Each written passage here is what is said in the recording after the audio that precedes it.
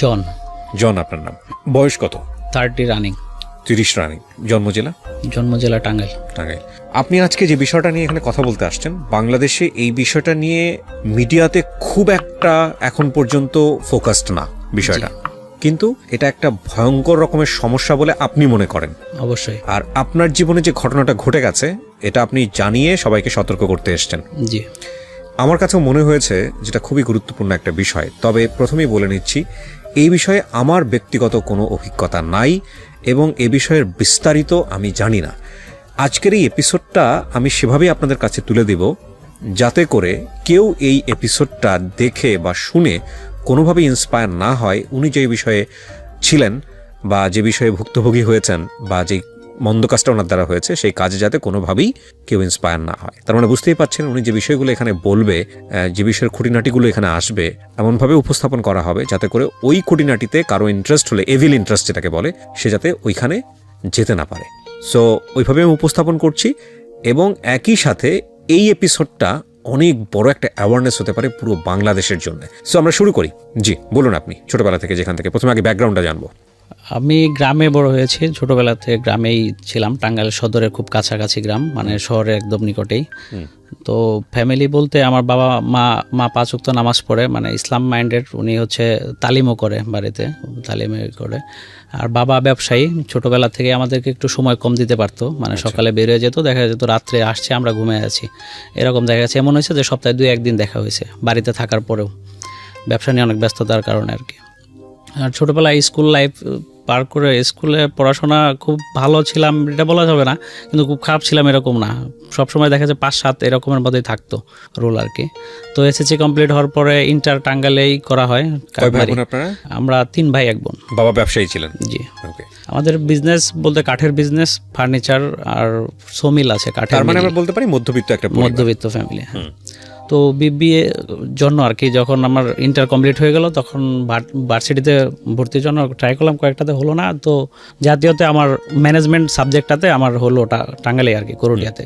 তো আমি আসলে অ্যাকাউন্টিং চাচ্ছিলাম, যে আমি অ্যাকাউন্টিংয়ে পড়াশোনাটা করব। তো তখন যখন হলো না তখন আমি প্রাইভেটে ভর্তি হই আর কি, ঢাকাতে চলে আসি। বাবাও চাচ্ছিল এভাবেই, তো এইভাবেই ঢাকাতে চলে আসা। ঢাকাতে আসি 2010-এ। 10 বছর আগে। জি। তো এসে ঢাকাতে প্রাইভেট একটা ভার্সিটিতে ভর্তি হই। তারপর যখন আমি ভার্সিটিতে আসি, তারপরে যখন আপনার 2011 শেষ দিকের কথা বলছি, তখন আর কি আমাদের হোস্টেলে, মানে আমরা হোস্টেলে থাকতাম, 6 তলা বিল্ডিং, পুরোটাই হোস্টেল আর কি। এক ফ্লোরে 4 জন, মানে এক রুমে 3 জন 4 জন এরকম করে রুমে থাকা হতো আর কি। তো আমরা যে রুমটাতে ছিলাম ওটাতে আমরা 3 জন থাকতাম আর কি। আমার একটা ছোট ব্যাচের, মানে আমাদের 1 সেমিস্টার নিচে ছিল, ওর বাসা ছিল পাবনাতে, আর একটা বড় ভাই ছিল, ওনার বাসাও পাবনাতে ছিল। বড় ভাইরা দেখতাম আমরা যখন আর কি, মাঝখানে 2011-তে একটা আসছিল, অনলাইনে ক্লিক করলেই টাকা, এরকম একটা বিষয় আসছিল। তো ওনারা সেমিস্টার ফিসের টাকা না জমা করে, মানে ওনারা ওই আইডি খুলতেছে। তা আমারও বারবার বলতেছে জন এই আইডিটা খুলো। তো যখন আর কি ওই ভাইয়ারা ওইটা বারবার আমাকে বলতেছিল ওনারা খুলছে আইডি, তো ওইখানে রেফারেন্স বোনাস আছে এটা আমি জানতাম না। আসলে ওনারা রেফারেন্স বোনাসের জন্য আমার বারবার নক করতেছে। রেফারেন্স বোনাসটা হচ্ছে মানে উনি যদি আপনাকে রেফার করে, ওনার রেফারেন্স আইডি, হ্যাঁ ওনার আইডিতে আর কি প্রফিট আসবে, হ্যাঁ এরকম। তো আমি বললাম যে ভাই আসলে এত যদি সহজ হতো বিজনেসগুলা, তাহলে মানুষ যাদের কোটি কোটি টাকা আছে তারা তো 1-2 দিনে এই সব করে আরো কোটি কোটি টাকার মালিক হয়ে যেত। এটি ভাই হইব না, থাকা এমনিতেই ভালো আছে। তো তারপরেও বারবার ওনারা বলে, আমার ভিতরে একটু কিউরিওসিটি কাজ করে যে হইলে তো ভালোই, যদি সেমিস্টার ফিসের টাকাটা এখান থেকে হয়ে যায়, মানে এরকম একটা চিন্তা চেতনা চলে আসে তখন। তো চলে আসলে আমি বাসায় ফোন দিই আম্মুকে। আসলে ছোটবেলা থেকে আমি এত ভদ্র, মানে বাবা মা, আমার এলাকাতেও যদি আপনারা খোঁজ খবর নেন তাহলে জানতে পারেন 10টা ভালো ছেলে বললে আমার নাম আগে আসবে, মানে এরকম একটা নিয়েই তৈরি হয়েছিল আর কি। সব ভালো ছেলেরাই সিক্রেটসে আসে। পরে যখন ওইখান থেকে আর কি ওই মাকে বললাম যে আম্মু হলো সেমিস্টার ফিসের টাকাটা তো সামনের মাসেই দিতে হবে, তো এই মাসেই দাও, এই মাসে দিলে আপনার হচ্ছে কি যে ভার্সিটিতে একটু আগে জমা দিলে একটু কম লাগবে, মানে আমাদের এমনি সেমিস্টার ফিস ছিল 20,000 টাকা, সেখানে আমি বললাম যে 16,000 টাকা দিলেই হয়ে যাবে। মানে তখন আমার চিন্তা যে এখান থেকে তো 20,000 আমি আর্ন করবোই। তখন পর্যন্ত আপনি জানেন না তো কি হচ্ছে, না তার আগে আপনি কনফিডেন্ট হয়ে গেছেন? কনফিডেন্ট হয়ে গেছি, মানে ওনাদের সবার দেখে ওনারা 30, 40, 50 এরকম করে আর কি এক একজন এই আইডি খুলতেছে। আচ্ছা, কাজটা কি হতো এই আইডির? এটা হচ্ছে আপনার অ্যাড আসতো, অ্যাডে ক্লিক করতে হতো, মানে 10 সেকেন্ড বিজ্ঞাপনটা 30 সেকেন্ড দেখতেছেন পর পর আপনি? হ্যাঁ এরকম একটা অ্যাডে এটা কি ক্লিক ওই করতে হতো। গুগল অ্যাডসেন্সে চলে যেত হ্যাঁ, পয়সাটা? জি, জি। ওকে। তো পরে যখনই করলাম তো নর্মালি 2 মাস পরে বাসা থেকে টাকা দিল 16,000, আমার কাছে ছিল, আমাকে প্রতি মাসে 10,000 করে টাকা দিত আর কি, ওই থাকা খাওয়া প্লাস ইসের জন্য। তো সব মিলিয়ে আমি 26,000 টাকার মতো আর কি ওইখানে করি, আইডি অন করি। আইডি অন করলে 1 মাস পরে ওটা নাই, দাও। ওখানে কি টাকা লাগে? টাকা হ্যাঁ, জমা করতে ওই হয়? আইডি জমা করতে হয়, মানে 4,000 টাকা করে আইডি খুলতে হয়। আমি 6টা আইডি খুলি 24,000 টাকা দিয়ে, আর ওই যে ভাইয়ের খুলে দেয় ওইটার ঘোরাঘুরিতে 2,000 টাকা ওনারা নেয় আর কি। আচ্ছা, তো আপনি 6টা আইডি খোলেন 24,000 টাকা দিয়ে। জি, 4,000। এই টাকাটা কারা পেতো? আইডি ওনাররা? ওনারা ওই যে আমাকে হলো আইডি দিয়ে দিত, একটা পিন দিয়ে দিত, ওইখানে টাকা জমা হচ্ছে দেখাতো, এটাই। আসলে টাকাটা কার মাধ্যমে কার কাছে গেছে এটাও আমরা জানতাম না তখন আর কি। ইন্টারেস্টিং বিষয়টা হচ্ছে যে আইডিগুলো শুধুমাত্র বিজ্ঞাপন দেখবে, বিজ্ঞাপনের যখন কোনো ভিডিও দেখবে বা যে ভিডিওগুলো আলটিমেটলি আপনাদেরকে দেখতে বলা হবে সেগুলোই আপনারা দেখবেন। জি, ওইখানে আসতেছে একের পর এক আসতেছে, এবং এটা কোথা থেকে আসতেছে আপনারা জানেন না? না, ওই গুগল এক্সচেঞ্জের মতো আর কি। হ্যাঁ, এই বিজনেসটা ছিল, সাইটটাতে। এখন আর নাই আমি যতদূর জানি, তাও জানি না আছে কিনা। এই ক্লিক বিজনেস এটাকে বলতো। মানে আসতো, বসে বসে সবাই সারাদিন শুধু হলে ভিডিওতে ওই আইডিতে বিজ্ঞাপনে ক্লিক করতো। তো বিজ্ঞাপনে ক্লিক করলে ডাটা এন্ট্রি হয়ে যেত যে এতগুলো বিজ্ঞাপন আপনার শো করেছে, আর যারা বিজ্ঞাপন দিত তাদের পয়সাগুলো আলটিমেটলি হচ্ছে এইভাবে ডিস্ট্রিবিউট হতো। কি ভয়ঙ্কর একটা ব্যাপার। হ্যাঁ, যাই হোক, তারপর তো পরে দেখুন 1 মাস 1.5 মাস পরে যখন আইডি ম্যাচিউরড হতে আর কি বলছিল যে 45 দিন সময় লাগবে, 45 দিন পর থেকে আমরা ওইখান থেকে টাকা উঠাতে পারবো, এরকম একটা বলছে। তো 45 দিন যাওয়ার আগে আমরা শুনলাম যে এটা একটু সমস্যা হচ্ছে, তো টিভিতেও ওটা নিয়ে ফলোভাবে একটা হচ্ছে যে অনেক টাকা হয়েছে। তো আমাদের আইডিগুলো আর কাজ করছে না, মানে ওই ওয়েবসাইটটাতে আর ঢুকতে পারতেছি না আমরা। তো মাথায় তো টেনশন শুরু হয়ে গেলো, হ্যাঁ এত টাকা সেমিস্টার ফি দেবো কেমনে। তখন এই টাকাটাই অনেক টাকা মনে হতো, মানে 16,000 টাকা অনেক টাকা, 20,000 টাকা আমাকে জমা করতে হবে, আমি কোথা থেকে করবো? আমার যে টাকা দেয় ওটা তো আমার থাকা খাওয়াতেই চলে যায়, ঠিক আছে। তখন আমি টেনশনে পড়ে গেলাম যে আসলে কি করব, মানে কাউকে তো জবাবদিহিতা করার কেউ নাই, সুযোগ নাই। হ্যাঁ, তো এখন ওই ভাইয়ারাও তো লুজার, মানে ওনারাও তো ভুক্তভোগী, এখন ওনাদের কি বলবো, ওনারাও তো আমার মতো সাফার করতেছে, যার কারণে আর ওনাদেরকেও প্রেশার দেওয়ার মতো সুযোগ হয়ে ওঠে না। আর ভার্সিটিতে ওনারা সিনিয়র, ওনাদের সাথে ওইভাবে আসলে ঝামেলা করলে ঝামেলা হয়ে যায়, প্রাইভেটে আর একটু বেশি ঝামেলা হয় এগুলোতে। তো পরে ফাইনালি তো মিড টার্ম চলে আসলো, মিড টার্ম দিলাম, মিড টার্ম দেওয়ার পরেই তো টিউশন ফি জমা দেওয়ার জন্য আর কি ভার্সিটি থেকে একটু চাপ যায়। তো কি করা যায় এর মধ্যেই এক ভাই আর ছিল আর কি, ওই যে ভাই আমার রুমে থাকতো ওনার ফ্রেন্ড আর কি, ওনারা ইংলিশ ডিপার্টমেন্টে ছিল, আমরা বিপিতে ছিলাম, উনি ইংলিশ ডিপার্টমেন্টে ছিল আর কি। তো ওই ভাইয়ের বাসা হচ্ছে বরিশালে আছে, উনি এখানে একটা ফ্ল্যাট নিয়ে থাকতো, ওনার বাবা বাইরে সেটেল, মানে ভালো ফ্যামিলি, টাকা পয়সার দিক দিয়ে অনেক আছে ওনাদের এরকম। তো ওই ভাইয়া পরে বললো যে তুমি নাকি এরকম করছো, আচ্ছা ঠিক আছে তাহলে সমস্যা নাই, আমি একটা সাইট দিতেছি। তো এখানে বলতেছে যে $10 করে আর কি, $10 করে একটা শেয়ার কেনা যায়, এটা $2 করে প্রতিদিন আসবে এরকম। তো এখন আমি বললাম যে ভাইয়া এখন তো টাকা কিভাবে অ্যারেঞ্জ করব। আপনি তখন ইউনিভার্সিটিতে ফার্স্ট ইয়ার এবং কেবলমাত্র ঢাকাতে এসেছেন? ঢাকায় আসছি, এর আগে আমি আসলে ঢাকায় কখনো আসা হয়নি। খেয়াল করবেন, এগুলো খুব ইম্পর্টেন্ট, ঠিক আছে। আমার বেড়ে ওঠা মানে আমার নিজ জেলাতেই, ওইখানেই পড়াশোনা প্লাস সবসময় ওইতে বাইরে যাওয়া হয় না, কখনো ঘুরতে গেছি, বাট ওইরকম ভাবে এসে থাকা করা এরকম কখনো হয়। ইউনিভার্সিটির বড় ভাইরা আসলে তখন হিরো, ইউনিভার্সিটির টিচাররা তখন সবচেয়ে মহামানব। এগুলো আমার ব্যক্তিগত জীবন থেকে আমি বললাম আসলে আলটিমেটলি, কারণ আমি তো ওই আমার মতো ইউনিভার্সিটিতে যখন পড়তে আসি তখনই ঢাকা শহরে আসি, এর আগে কখনো আসি নাই। সো আমাদের মতো গ্রামে বড় হওয়া ছেলেমেয়েদের জন্য এই বিষয়গুলো যে আসলে আসল না নকল, এগুলোতে করলে যে আসলে কি হইতে পারে এগুলো বুঝে ওঠার সুযোগ হয়ে ওঠে না, এটা ইম্পর্টেন্ট। হ্যাঁ, বলেন তারপর। তো ভাইয়া বলতেছে যে তাইলে তোমার ওই লসটা কাভার করতে পারবা, যে ক্লিকে যে লসটা হয়েছে এই লসটা তোমার কাভার হয়ে যাবে। তো আমি বললাম যে ভাই আসলে এখন তো টাকা অ্যারেঞ্জ করা পসিবল না, তারপর আমি দেখি কি করা যায়, তারপর আবার সেমিস্টার ফি দিতে হবে। তো তখন ওই ভাইয়া বলতেছে যে তোমার সেমিস্টার ফির ব্যাপারটা আমি দেখবো, মানে তোমার পরীক্ষা দেওয়ার ব্যবস্থাটা আমি করে দেবো, সেটা যেভাবেই হোক, তোমার আইডি কার্ড পেলেই হয়েছে, মানে অ্যাডমিট কার্ড যেটা আর কি বলি আমরা, পরীক্ষার আগে একটা অ্যাডমিট কার্ড দেয় ভার্সিটি থেকে, ওই অ্যাডমিট কার্ডটা পেলেই হলো। তো আমি বললাম যে আচ্ছা ঠিক আছে ভাই, তাহলে তো সমস্যা নাই, আমি দেখি কথা বলে। তো আম্মুকে বললাম যে আম্মু আমি তো আসলে অনলাইনে কাজ করতেছি, আমার ওই পিসিটাতে কাজ করছে না, তো আমার একটু ভালো পিসি দরকার, মানে একটা ভালো কম্পিউটার দরকার। মিথ্যা কথা বললাম? হ্যাঁ, মিথ্যা বললাম। পরে আম্মু বলতেছে এখন কত টাকা লাগতে পারে, তো আমি বললাম যে 40-45 হাজার টাকার মতো লাগতে পারে। পরে আম্মু বলতেছে যে ঠিক আছে, আমি তোমার বাবার সাথে কথা বলে যত তাড়াতাড়ি সম্ভব দেওয়ার ব্যবস্থা করতেছি। তো তারপরে সপ্তাহে আমি বাড়ি যাই আর কি, আমরা 2 সপ্তাহ পরই বাড়ি যেতাম আর কি। তো বাড়ি গেলে পরে আম্মুকে একটু বুঝাই বলি আর কি, আম্মু তো মানে ওনাদের তো বিশ্বাস যে আমি কখনো মিথ্যা বলি না, ওনাদের সাথে কখনোই বলেই নাই পূর্বেতে। তো যেটা বলতেছি যেটা মনে হয় আসলে সম্ভব। হ্যাঁ, তো আমি বলতেছি আসলে আমার পিসিটা খুব দরকার, আর এটা হলে আমি মোটামুটি চলার টাকা আর দিতে হবে না, আমি আমি এখান থেকে আর্ন করতে পারবো। তো আম্মু বলতেছে আচ্ছা ঠিক আছে। তাহলে পরে বাবা আমার আসার সময় টাকাটা দিয়ে দিল, 45,000 টাকা দিয়ে দিল আর কি। 26,000 টাকার পরে আরো 45,000 টাকা। হ্যাঁ, 45,000 টাকা নিয়ে আসলাম। 45,000 টাকা নিয়ে এসে পরে ওই ভাইয়ারে ফোন দিছি, আইসে মানে আসার সময়ই ফোন দিছি ভাইয়াকে যে ভাই আমি তো টাকা ম্যানেজ করছি, আমি আসতেছি, আপনি তাহলে আইডিগুলো খোলার একটু ব্যবস্থা করে দেন। পরে বলছে আচ্ছা তোমার সমস্যা নাই, তুমি আইসা আমার এখানে আসো। পরে আমি বললাম যে ঠিক আছে। পরে আসলাম, আমি তো বিকেলবেলায় রওনা দিচ্ছি, রাত্রি হয়ে গেছে 9টা 9:30 মতো বাজে আর কি। তো ফোন দিলাম যে ভাইয়া তাহলে কি এখনই আসবো না কালকে সকালে আসবো? পরে বলতেছে তোমার খুশি। তো আমি বললাম যে ভাই তাহলে এখনই আসি। মানে আমার ভিতরে কাজ করতেছে যে ওই লসটা তো আমার কাভার করতেই হবে যে কোনো মূল্যে, ঠিক আছে। তো আমি গেলাম ভাইয়ার ওইখানে, ভাইয়ার বাসাতে ভাইয়া একাই থাকতো, আন্টি মাঝে মাঝে এসে থাকতো আর কি। তো পরে ভাইয়া দেখালো সিস্টেমগুলো, পরে দেখালো বলতে আমি তো ওইভাবেই করলাম। আমি পরে বললাম যে ভাইয়া এটা তো ওইটার মতোই সিস্টেম, এখানে কোনো কাজই করতে হতো না। তো ভাইয়া বলতেছে যে আসলে এটাতে আছে, এটা ট্রাস্টেড, কোনো সমস্যা নাই, তুমি করো। তো আমি করলাম।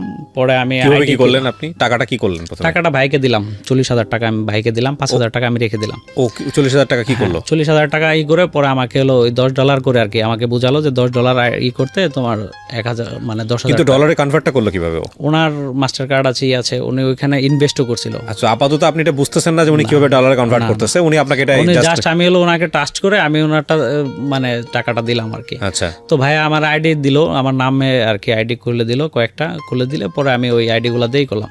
তো ফাইনালি আমি ওইখান থেকে 30,000 টাকার মতো আমি উঠাইছিলাম আর কি। আচ্ছা, 40,000 টাকার মধ্যে 30,000 টাকার মতো আমি উঠাইছিলাম। তারপরে একদিন হঠাৎ করে সকালবেলা, মানে ওইটাই হতো কি সকালবেলা আপনার টাকাটা তুলতেন কিভাবে? টাকাটা আসতো কোথায়? ওই যে তখন আমরা এই করতাম পেজা। আচ্ছা, ওইখানে আপনাকে টাকাটা দিয়ে দিত? হ্যাঁ, পেজা অ্যাকাউন্টে টাকাটা জমা হতো। পেজা থেকে সরাসরি ব্যাংকে চলে আসতো? হ্যাঁ, ওই ভাইয়া মাস্টার কার্ড থেকে আমাকে ক্যাশ দিত আর কি, হিসাব করে ওনার ব্যাংক অ্যাকাউন্টে চলে আসতো। তো পরে 30,000 টাকার মতো আমাকে আর কি 2 ইয়েতে দিল আর কি, 15,000 মতো দিল। কদিন লাগলো এটা করতে? এটা আমি পাইছি 1 মাসের কাছাকাছি আর কি, 27-28 দিন পর। তো পাওয়ার পরে একদিন মানে এই টাকাটা হলো সকালে জমা হতো, মানে আমরা রাত্রে ঘুমাইতাম, দেখা যেত 2টা-3টার দিকে, সকালে উঠে দেখতাম যে অ্যাকাউন্টে টাকা আছে। তো ওই দিন আর কি ঘুম ভাঙে গেছে, মানে ফজরের নামাজের আজান দিচ্ছে ওই সময় আর কি। তো ঘুম ভাঙছে, আমি দেখি তো কয়টার সময় টাকাটা দেখি জমা হয়েছে কিনা, মানে কিউরিওসিটি থেকে। পরে অ্যাকাউন্টে ঢুকছি, এখন দেখি সার্ভার ঢুকে না। আমি কি সার্ভার ঢুকতেছে না, কারণ কি? পরে বাইরে ওই সময় ফোন দিছি, তো উনি ফোন পিক করে না। নর্মালি উনি 3টা-4টার পরে ঘুমায়, 10টা-11টার আগে কারো ফোন পিক করে না, মানে সাইলেন্ট করে ঘুমাইতো আর কি।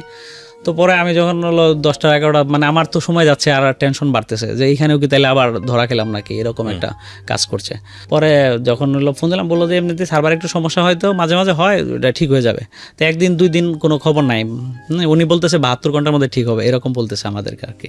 তো 72 ঘন্টা তো পার হয়ে গেল, কোনো খবর নাই তো নাই। পরে ওই সাইডটাতে ওই হয়ে গেল। পরে ওইখানে আমার ওই 10,000 টাকার মতো আর কি লস হলো। 40 থেকে 30 পাইলেন, 10 লস। পরে 30,000 টাকা ছিল, ওই টাকাটা আমি সেমিস্টার ফিস জমা দিয়ে দিলাম। ফাইনাল পরীক্ষা চলে আসলো, পরে আমি ওইখানে 20,000 টাকা জমা দিয়ে দিলাম। হ্যাঁ, জমা দেওয়ার পরে সেকেন্ড সেমিস্টার আর কি, ফার্স্ট সেমিস্টার না, সেকেন্ড সেমিস্টার। ওকে, সেকেন্ড সেমিস্টারের টাকাটা আমি জমা দিয়ে দিলাম। জমা দিয়ে পরে ফাইনাল পরীক্ষা দিলাম। পরীক্ষা দেওয়ার পরে আর কি মন টন একটু খারাপই, যে মার কাছ থেকে এত টাকা আনলাম, টাকাগুলা কিভাবে কি করলাম, মানে এখন ভাইয়াদেরও কিছু বলতে পারতেছি না, মানে কোনোভাবেই কোনো কিছু মেনে নিতে পারতেছি না এরকম। তো এর মধ্যেই আর কি ওই টাকাটা কিভাবে আসতো এগুলো কি আপনি ওনার কাছ থেকে বুঝেছিলেন যে এই ওয়েবসাইটে আপনি যে কাজটা করতেছেন এটা আপনাকে টাকাটা যখন আমরা ওই টাকাটাই করতাম, ওরা হচ্ছে অন্য একটা সাইডে মানে ওই টাকাগুলো খাটাতো, আচ্ছা, মানে ইনভেস্ট করতো। ওই টাকাটা ওরা পেজের মাধ্যমে উঠায় নিয়ে ওরা এই করতো, ব্যবসা করতো, এরকম বুঝাইছিল আর কি। ওরা আলাদা শেয়ারের ব্যবসা করতেছে, ওইখান থেকে যে প্রফিট হয় সেখান থেকে আমাদের দিচ্ছে, এরকম বুঝাইছিল আর কি। তো যাই হোক, ওইখান থেকে পরে নর্মালি আমার ওই লসই হলো। পরে যখন সেমিস্টার ফাইনাল পরীক্ষা শেষ হয়ে গেল, বন্ধ ছিল আর কি, 1 সপ্তাহের মতো বন্ধ। তো আমি এলাকাতে গেছি আর কি, আমাদের এলাকাতে। তো এলাকাতে গিয়ে আমাদের বেশ কিছু ফ্রেন্ড আর কি, যারা স্কুল লাইফের ফ্রেন্ড আর কি, তো ওদের সাথে কথায় কথায় ওরা ওই ক্রিকেটের ব্যাপার, একটা বিটিংয়ের ব্যাপার কথা বলতেছিল আর কি, যে লোকালে তো সেই খেলা হয়, আয় যায় তোরা দেয়নি। তো আমি বললাম যে ক্রিকেট আবার বাজি হয় কিভাবে? ক্রিকেট আবার বাজি খেলে আমরা দেখা যেত যখন আমরা ওই নর্মালি এলাকাতে খেলতাম, ওই 2 লিটার 10 লিটার 7 আপ বা এই যে খেলা শেষে 2 দল মিলে টাকাটা দিব, দিয়ে আমরা খাবো, এটাই বাজি। এটাই আমরা ভাবতাম যে এটাই ক্রিকেটে বাজি চলে। এর সাথে যে অন্য কিছু বাজি আছে এটা আমরা কখনো মানে ওই সময়টাতে বুঝতাম না আর কি। তো পরে আমার নিয়ে গেল, ওটাতে আমরা গেলাম 4 জন গেলাম ওইখানে। তো একটা চায়ের দোকান, তো অনেক লোকজন, মানে 4 দোকানে বসার জায়গা না, এরকম একটা অবস্থা। তো কোনো রকম মানে বসলাম, মানে একজনের চেয়ারে 2 জন 3 জন এরকমও বসে আছে, এই অবস্থা আর কি। তো বল করতেছে, দেখা গেছে একটা ব্যাটসম্যান ব্যাট করতেছে, ওরা বলতেছে এই ওভারে 6 হবে, ও বলতেছে 7 হবে। মানে যে ডাইকা নিতেছে ও যারটা ডাক বেশি আপনার যে যার মতো 500 1000 2000 এরকম করে টাকা ধরতেছে। তা আমি তো মোটামুটি ক্রিকেট খেলাটা আর কি বললাম, আমি ছোটোবেলা থেকে এটাই আমি মোটামুটি প্লেয়ার বা সব কিছু ভালো হচ্ছে জানি চিনি যে কোনো দলের খেলা হলে। তো আমি বললাম যে এই ওভারে 10 হবো কনফার্ম থাক। তো ও কথা বুঝিস, মানে আমারে বলতেছে কয় তুই ধরবি, আমি না আমি তো টাকা নিয়ে আসি নাই। কয় তাহলে ঠিক আছে তোর কথার উপরে আমি ধরতেছি। আমি বললাম আচ্ছা ধর। তো 10-এর কথা বলছি, ওই এবারে 12 হয়েছে। মানে যখন একটা খেলা শেষের দিকে থাকে তখন তো নর্মালি ব্যাটসম্যানটা মারবে, এটা তো কমন নর্মাল একটা ইস্যু। পরের ওভারে আমি বললাম যে এই ওভার 12-এর উপরে যাবে। তো ও 5000 টাকার মতো একটা বিট করলো, মানে 3-4 জনের কাছ থেকে টাকাটা খাইলো। মানে ও 12 বলাতে সবাই ওকে টাকাটা আগে দিচ্ছে, আমারটা নাও। তো ও আমার দিকে তাকাচ্ছে, আমি বলি নে। মানে আমি ওরে সাহস দিচ্ছি যে নে হবে এরকম। তো ও আগের ওভারে হয়েছে এই বিদায়ে ও ট্রাস্ট করছে যে হতে পারে, তো ও নিচে ওটাও হয়েছে। হইলে এখন অন্য লোকজন সব আমার দিকে তাকায় আছে, মানে যে ও বলতেছে আর হচ্ছে এরকম, ঠিক আছে। পরে আমি বললাম যে চল আজকের মতো এখানে আর থাকার দরকার নাই, সবাই আমার দিকে তাকায় আছে, প্রবলেম হবে, বাসায় জানলে সমস্যা, সবাই তো চিনে। পরে বলছে না থাকি আর একটু থাকি। মানে আপনি তো আন্দাজি বলতেছেন। হ্যাঁ না আন্দাজি বলতে ক্রিকেট খেলার উপরে ওই ক্রিকেটটা বোঝেন সেটার উপরে, ওইটার উপরে বলতেছি এখানে, মানে ওটা তো প্লেয়াররা খেলতেছে, ওটা তার আমার বলার কোনো ই নাই। না ভাবতেছে যে আপনি জানেন কিনা, কোনো যোগাযোগ আছে কিনা এরকম। পরবর্তীতে যখন আমি হলো পরে চলে আসলাম আর কি, ও 13,000 টাকার মতো এখান থেকে লাভ হলো তখন আর কি। চলে আসার পরে পরের দিন ও আমাকে ফোন দিচ্ছে যে বন্ধু চল আজকে ওখানে যাই। তো আমার কাছে ওই যে 10,000 টাকা আছে ওইটা। পরে বলতেছে তাহলে বন্ধু আমিও যাবো, কিন্তু একটু যাতে প্রবলেম না হয় ওইভাবে। আচ্ছা তুই সমস্যা নাই, খেলতে পারবি, প্রবলেম নাই, তুই ই কর, টাকা নিয়ে আস। পরে আমি 10,000 টাকা নিয়ে গেলাম ওইখান থেকে। আমি ওই দিন 40,000 টাকা নিয়ে আসি প্রথম দিন। মানে এরকম ওভার বল খেলে আর কি ওদের ওইখান থেকে, যেহেতু আপনি মোটামুটি অভিজ্ঞতা আছে। আর ওইখানে তো সব আমজনতা খেলতো, মানে ওরা ক্রিকেটটাও তো বুঝতো না। হ্যাঁ যারা খেলছে দেখা যাচ্ছে কেউ মানে গ্রামের লোকজন তো মানে অতটা এক্সপিরিয়েন্স নাই খেলার প্রতি, মানে বুঝে খেলা দেখে এইটুকুই। হ্যাঁ কোন ওভারে কত হতে পারে একটা খেলার মুভমেন্টে তো বোঝা যায় যে এখন একটা ব্যাটসম্যান মারবে, সেট হয়েছে ব্যাটসম্যান মারবে, এরকম সিচুয়েশন ওনারা এগুলা বুঝতো না। ওনারা ওনাদের মতো মানে খেলা হচ্ছে, ওর ধরতেছে 6-7 এরকম, যে এরকম ডাকতেছে একজন আরেকজনকে দিচ্ছে। তাই ওভার তো এক সময় এক ওভারে রান হচ্ছে, এক ওভার হচ্ছে না, ওই জিতছে হারছে ওইভাবেই। কিন্তু ওইভাবে ওরা আর কি প্রফেশনালি যে অতটা ভালো আন্দাজ করতে পারবে যে কি ওইরকম না। তো আমি 40,000 টাকার মধ্যে করাতে আমার সাথে আর কেউ খেলতেছে না, মানে সবাই আমার দিকেই করতেছে। তো পরে আমি 40,000 টাকা নিয়ে আসলাম, ওই ফ্রেন্ডের 30-35 এরকমের মতো লাভ হলো, আমরা দুজন পরে চলে আসলাম। তো পরের দিন গেছি, পরের দিন আমাদের সাথে কেউ খেলবে না, মানে ওই লোকাল যারা আছে ওনারা আমাদের সাথে খেলবে না। বুঝতে পারছে যে আমরা যেটা বলতেছি এরকম হচ্ছে। হ্যাঁ আমরা যদি 12 ডাকি ওরা 13 ডাকা নিচ্ছে, মানে ওখানে সিস্টেম হচ্ছে আপনার যে লাস্ট যে ডাক দিবে উনিই পাবে। আচ্ছা দেখা যাচ্ছে হয়েও যাচ্ছে, আমরা তো 12 নিচ্ছি আইডিয়ার উপরে, দেখা 13, 14, 15 হয়ে যায় লাস্টের দিকে T20 খেলাগুলোতে। তো ওনাদের ছেড়ে দিতে হচ্ছে। তারপরে আমি দেখলাম যে আসলে তো এইভাবে আসলে খেলা হয় না, ঠিক আছে। পরে আমি বললাম যে চলে আসি। ওই দিন আমার 13,000 টাকা মতো এখানে লস হলো আর কি। লস হলে পরে আমি চলে আসলাম, 40,000 টাকা থেকে 13,000 টাকা বাদ দিয়ে পরে বাকিটা নিয়ে চলে আসলাম। ও আসলো না, ও থাকলো, কয় তাহলে আমি খেলি। আমি বললাম যে ঠিক আছে তুই খেল। পরে আমি চলে আসলাম। আসার পরে যখন খেলতেন কিরকম জায়গাতে? চায়ের দোকান বললাম ভাইয়া, চায়ের দোকান মানে আলটিমেটলি হচ্ছে ওরা সবাই মোটামুটি যারা ওখানে চা খাইতো সবাই, মানে ওইখানে পাবলিক ছিল না, মানে দোকানটা হচ্ছে ব্রিজের পাশেই। হ্যাঁ তো ওইখানে মানে টাকাটা রাখতেন কার কাছে? চায়ের দোকানদারের কাছে না। তো ওটা তো টাকা তো হাতে দিয়ে হতো, মানে আমি 16 ডাকছি, মানে 10 ডাকছি, আরেকজন 11 ডাকছে, যে 11 ডাকছে সে পাইলো, তার হাতে সব টাকা দিয়ে দিত। সে আবার হারলে দিয়ে দিত, জিতলে ওনার কাছে। এইসব ব্যাপারে আপনারা যথেষ্ট ইমানদার ছিলেন আর কি, কোনো রকম কোনো ঝামেলা করতেন না। যারা আসলে কাজটা খারাপ কিন্তু আবার ঈমান আছে, চিন্তা করেন। যারা বিটিং করে তাদের ভিতরে এই টেন্ডেন্সিটা নাই যে আপনার টাকাটা মেরে দিবে। আচ্ছা এরকম নাই, আপনি দিতে পারতেছে না, হয়তো অনেক সময় প্রবলেম হয়ে যায় যে ক্যাশ নাই, বইলে ফেলছে নাই, আচ্ছা দিস কবে দিবি বল, এরকম হয়তো আর কি। লোকালে এরকম চলতো আর কি, কারণ ওইখানে তো সবাই মোটামুটি পরিচিত আশপাশের এলাকার লোকজন এরকম। তো পরে আমি ওইখানে থেকে করার পরে ওইখানে পরের দিন গেলাম। পরের দিন তো ওই যে চলে আসলাম লস করে, পরে আইসা বললাম। পরে ওই ফ্রেন্ড বলতেছে যে বন্ধু এখানে তো সমস্যা, তাহলে চল আমার আর একটা লিঙ্ক আছে ওইখানে যাই।